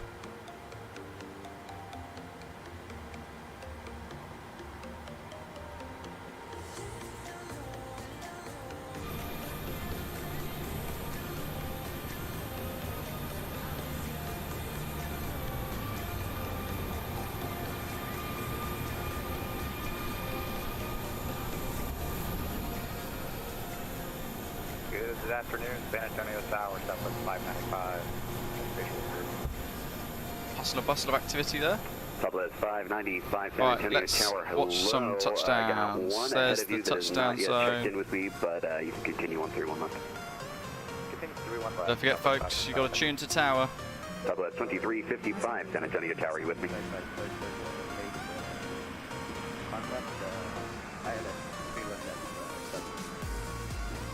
Southwest 2355 San Antonio Tower. Hello. Runway 31 left. Clear to land. Number 2. Wind 320 at 11. Gust 21. That's the point. You're going to see chocks on these aeroplanes now, and all the baggage holes and everything open because we're deboarding our aeroplane and it's using the PMDG model for it. So it replicates it on the AI aeroplanes as well, sadly. So it's going to look super weird, but we're just going to have to look for where the touchdown zones are. Oh my god, that's my frames. Osprey 23060 with me. San Antonio Tower. Good. Oh, little bounce. God, performance here is shocking. San Antonio Tower, hello. San Antonio Tower, this is Osprey 236, good day. I can't work out if the performance here is worse than the performance San at... Antonio Tower, this is Osprey 236, radio check. Osprey 236 San Antonio Tower, how do you read it? Readability 5. Do I have Golf Victor Yankee 9960 with me? Oh dear. Neil's using the whole runway. 9960 San Antonio Tower, hello. Gravity 9960, can you bring that speed back for me, please? He's off. Zoom, zoom. Yeah, performance here is not smooth here. San Antonio Tower, this is Osprey 236. Osprey 236 San Antonio Tower, hello. Report established on the final approach path for 31 left. Roger that, turning on to final now. We'll report when runway. That's alright, mine's not recorded either, Liam. Dust2 says maybe just find a fixed camera view lag is back when you pan around. Yeah, it's frustrating though, because you want to pan it and follow the touchdown, don't you? Osprey 131 Golf, if I did not get back to you, apologies. Left on Golf to the ramp, stand your choice. Let's try that. There's the end of the touchdown zone. Thank you. About there. San Antonio Tower, this is Osprey 236, have runway 31 left inside. Osprey 236 San Antonio Tower, roger, continue as published. Roger that, continuing as published. Osprey 236.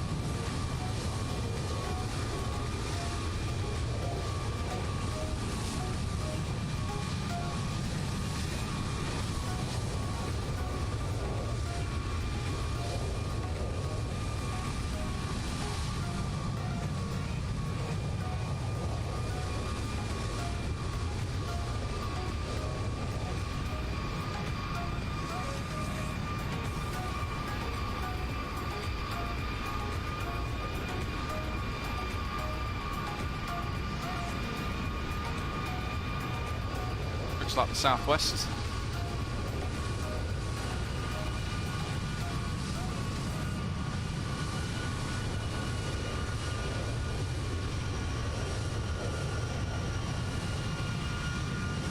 It's fighting them gusts. Wonderful touchdown, look at that, super smooth.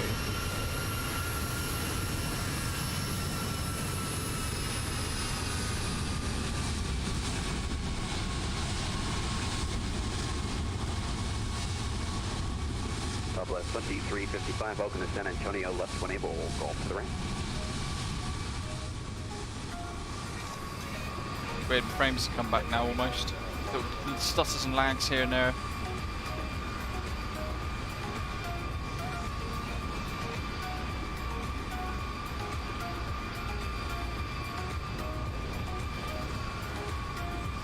Osprey 236, runway 31 left, clear to land number 2, wind 320 at 11, gust 21. Runway 31 left, clear to land number 2 of 366. Thanks.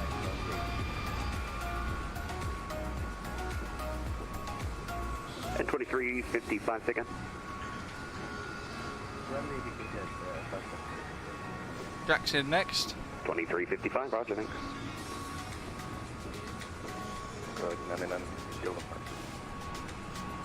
Here he is.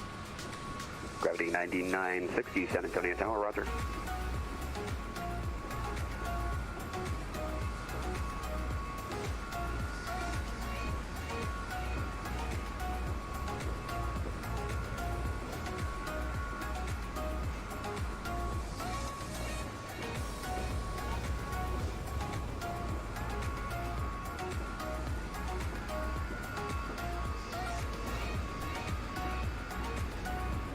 Yeah, as Doc's saying there, we've actually got an Osprey Airways gate on a freeware Oslo made by Coca-Cola or Hergy1234. He's actually added an Osprey Airways gate into the scenery there, which is amazing. Do any of the Heathrow builds for MSFS have horses in the paddock? No. I don't think I've ever seen... Oh, actually, yeah, on the approach path to 27 left, I think, isn't it? Here he is. Easy fella. Whoa. Southwest 719, San Antonio Tower. Heavy one. That was a proper smackdown. Nicely controlled, straight on the centre line though, very nice. True Southwest style, I think.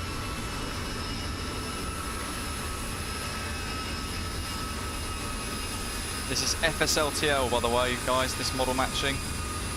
Freeware FSLTL. 595, welcome to San Antonio, left when able, taxi the ramp. Looks great, doesn't it? Look at that. Fantastic model, great little livery work. Gravity 99. Oh, Matthew, fantastic. That was intense from Osprey 1927. First successful flight flying along. Awesome work.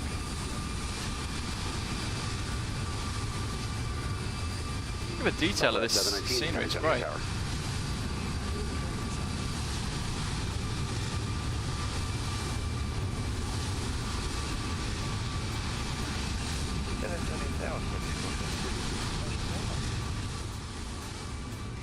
Osprey 2472, San Antonio Tower, hello. Next one's off short final.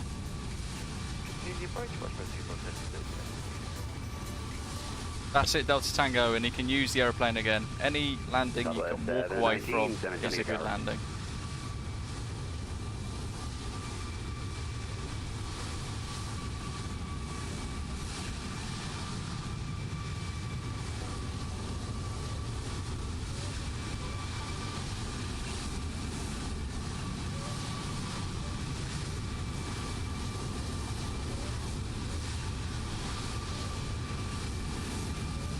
Ooh.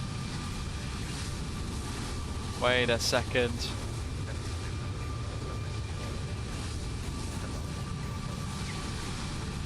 Is this Harrison Ford flying this approach? San Antonio Tower, good morning. Traffic is at your 12 o'clock, about 3 miles, Airbus A320 report. Oh, it's a stall. He's fighting the stall. Go on, throttle, throttle, throttle, speed, speed, speed. Speed, speed, speed. Roger, just keep visual on that traffic. If you could bring the speed back a little bit, that'd be great. Otherwise, just continue the approach. Oh, it's a whole loss. Oh, well, that was close. It was close. Good try. Good try. We'll scramble the fire trucks.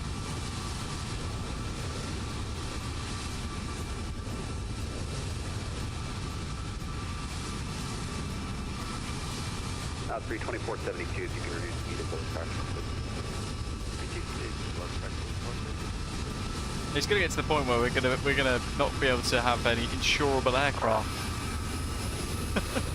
No insurance company's going to touch us. Osprey 236, welcome to San Antonio. We lose about one aeroplane every 2 weeks. Roger that, left 1 over, Golf to the ramp, standing by treatment. Thanks very much. Osprey 236. That is also an FSLTL model. That is because Osprey Airways is in FSLTL, which is really cool. That's from FSLTL's VMR.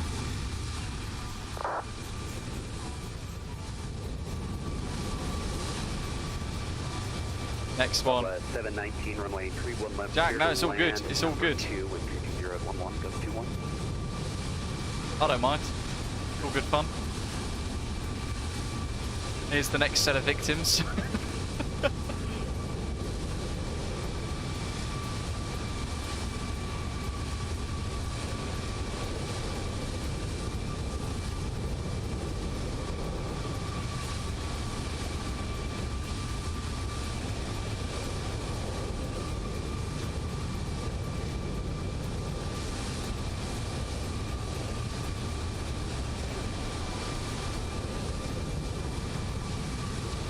That's alright, Neil, you made up for Jack landing short.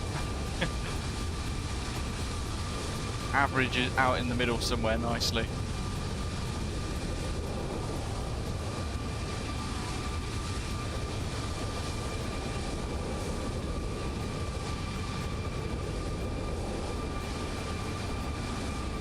Well, imagine if we get banned from flying into the EU. EASA send me a letter via the channel. But we'll basically only be able to fly into Asian countries then, because they seem to not really care too much about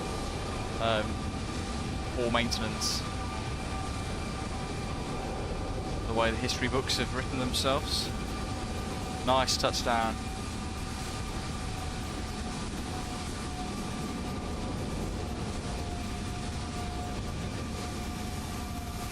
Gravity.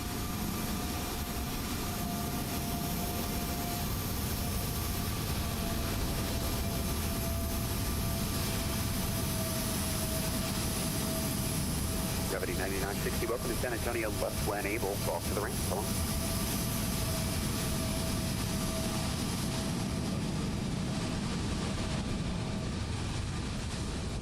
Tower, Osprey 131 Wow, Golf, it's a hello, short final. ATC. Thanks so much for joining us. Osprey 2472, runway 31 left, clear to land number 2 with 320 at 11, go 21. Here he is. A little bit of crosswind correction there. Looking good on the profile. Over the threshold. Here we go. Flare.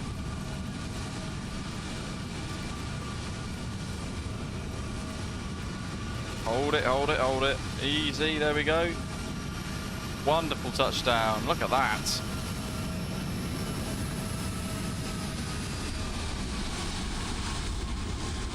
Great job. Yeah, fantastic control of Delta Tango. Really kind of, it's very early for them in the States at the moment. Very nice for them to log on for us. San Antonio, turn left when able, and golf to the ramp. Enjoy. Next one's on final. God, I didn't realise so many of us are flying along today. This is fantastic. How many have we got left airborne? Southwest 1410. Southwest 1410, runway 31 left, clear to land number 2 with 320 at 11, goes 21. Last two.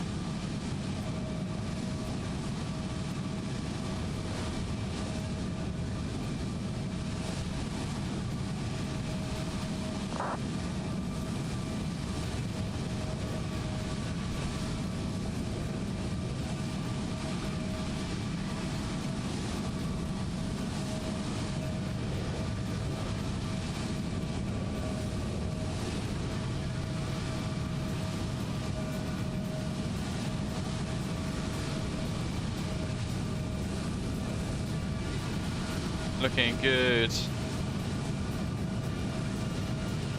There we are, holding the flare. Letting it sink onto the runway. Great touchdown, Ian. Good job. And this is an FSLTL model as well. Thank you for giving us something to do. 320, 472, welcome to San Antonio, left one able, golf to the ramp. Left one able, golf to the ramp, Attention all aircraft, attention all stations, information, mic is now current with 320 at 11, gust 21, altimeter 3014. Yeah, Neil, absolutely. 12 people flying along, great. Hopefully you're all loving it, enjoying it. Nice route as well. I think, was it Jack that suggested this route a little while ago over in Discord? We were voting on it and quite a few people were finding it as the most popular choice for the time being. So let's have a little look. What have we got? Who requested it? It was Jack. Yeah. Suggested the other way around, San Antonio to LAX, but we reversed it. And then enjoyed the crosswind as well, the tailwind all the way.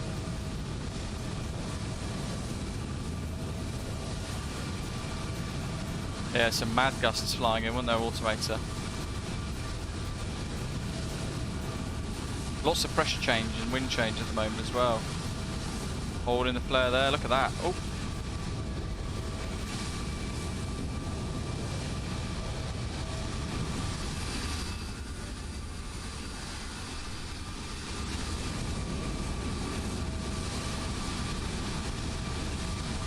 He gone.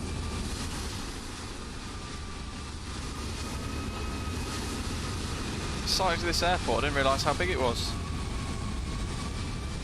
Look at that.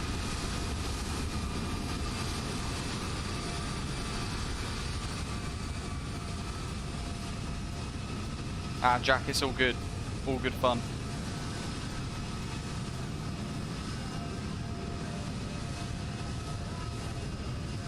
Could have been a crash to desktop.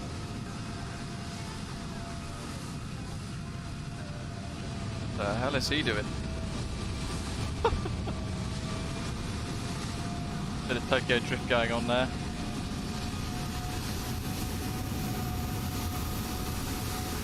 Oh, Akari, that's not good. There we are. Look at this. So we're going to try and get angled for a nice screenshot somewhere. Attention all aircraft, attention all stations. San Antonio Tower is now disconnecting all aircraft. Monitoring Unicom 122.8. Thanks very much, PAG. Yeah. Yeah, cheers, good day. See you all again soon.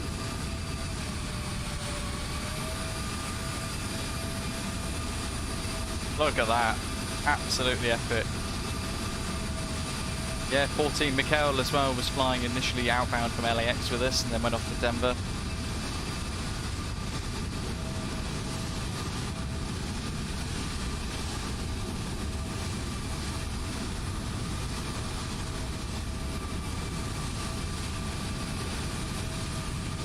Wait for these two to park up.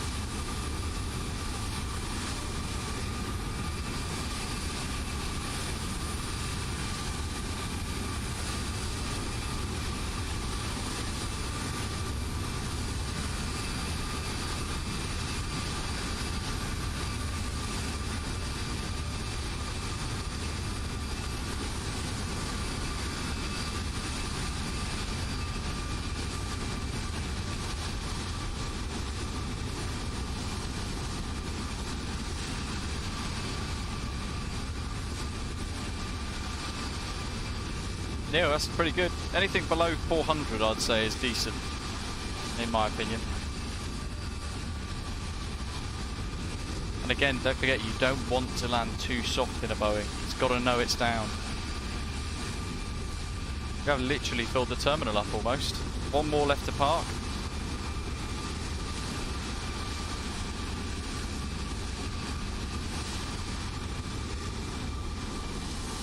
Vets, awesome job.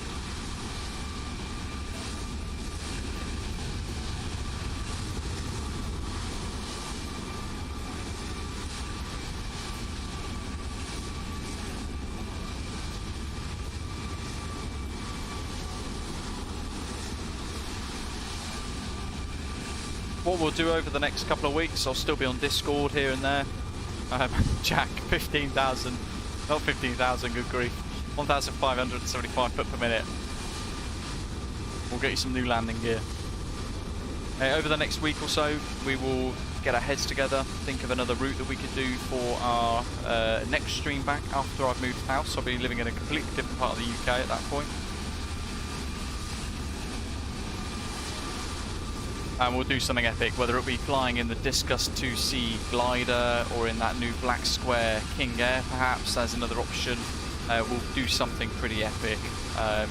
We'll get together and decide on something. Those of you who flew along, I hope you've really enjoyed it. Great effort by everybody involved as well. Some fantastic touchdowns.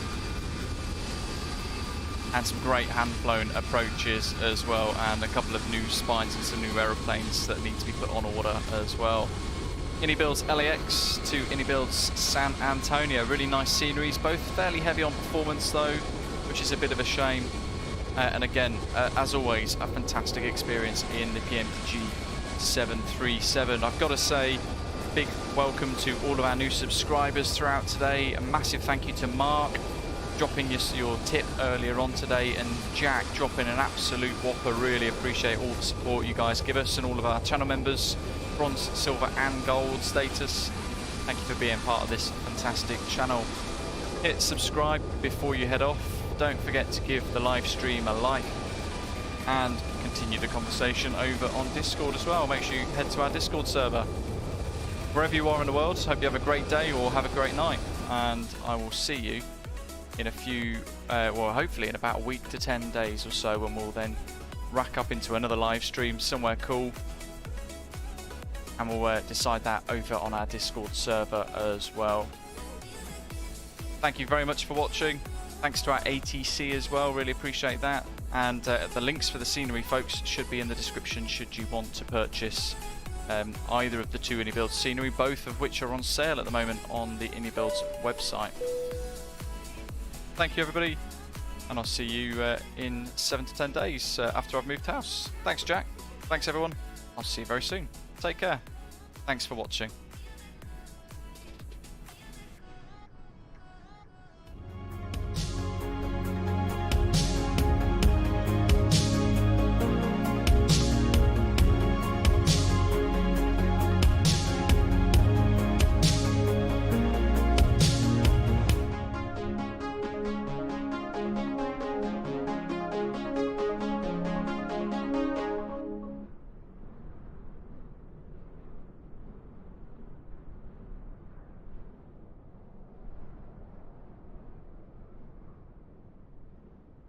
Cheers guys, have a good day.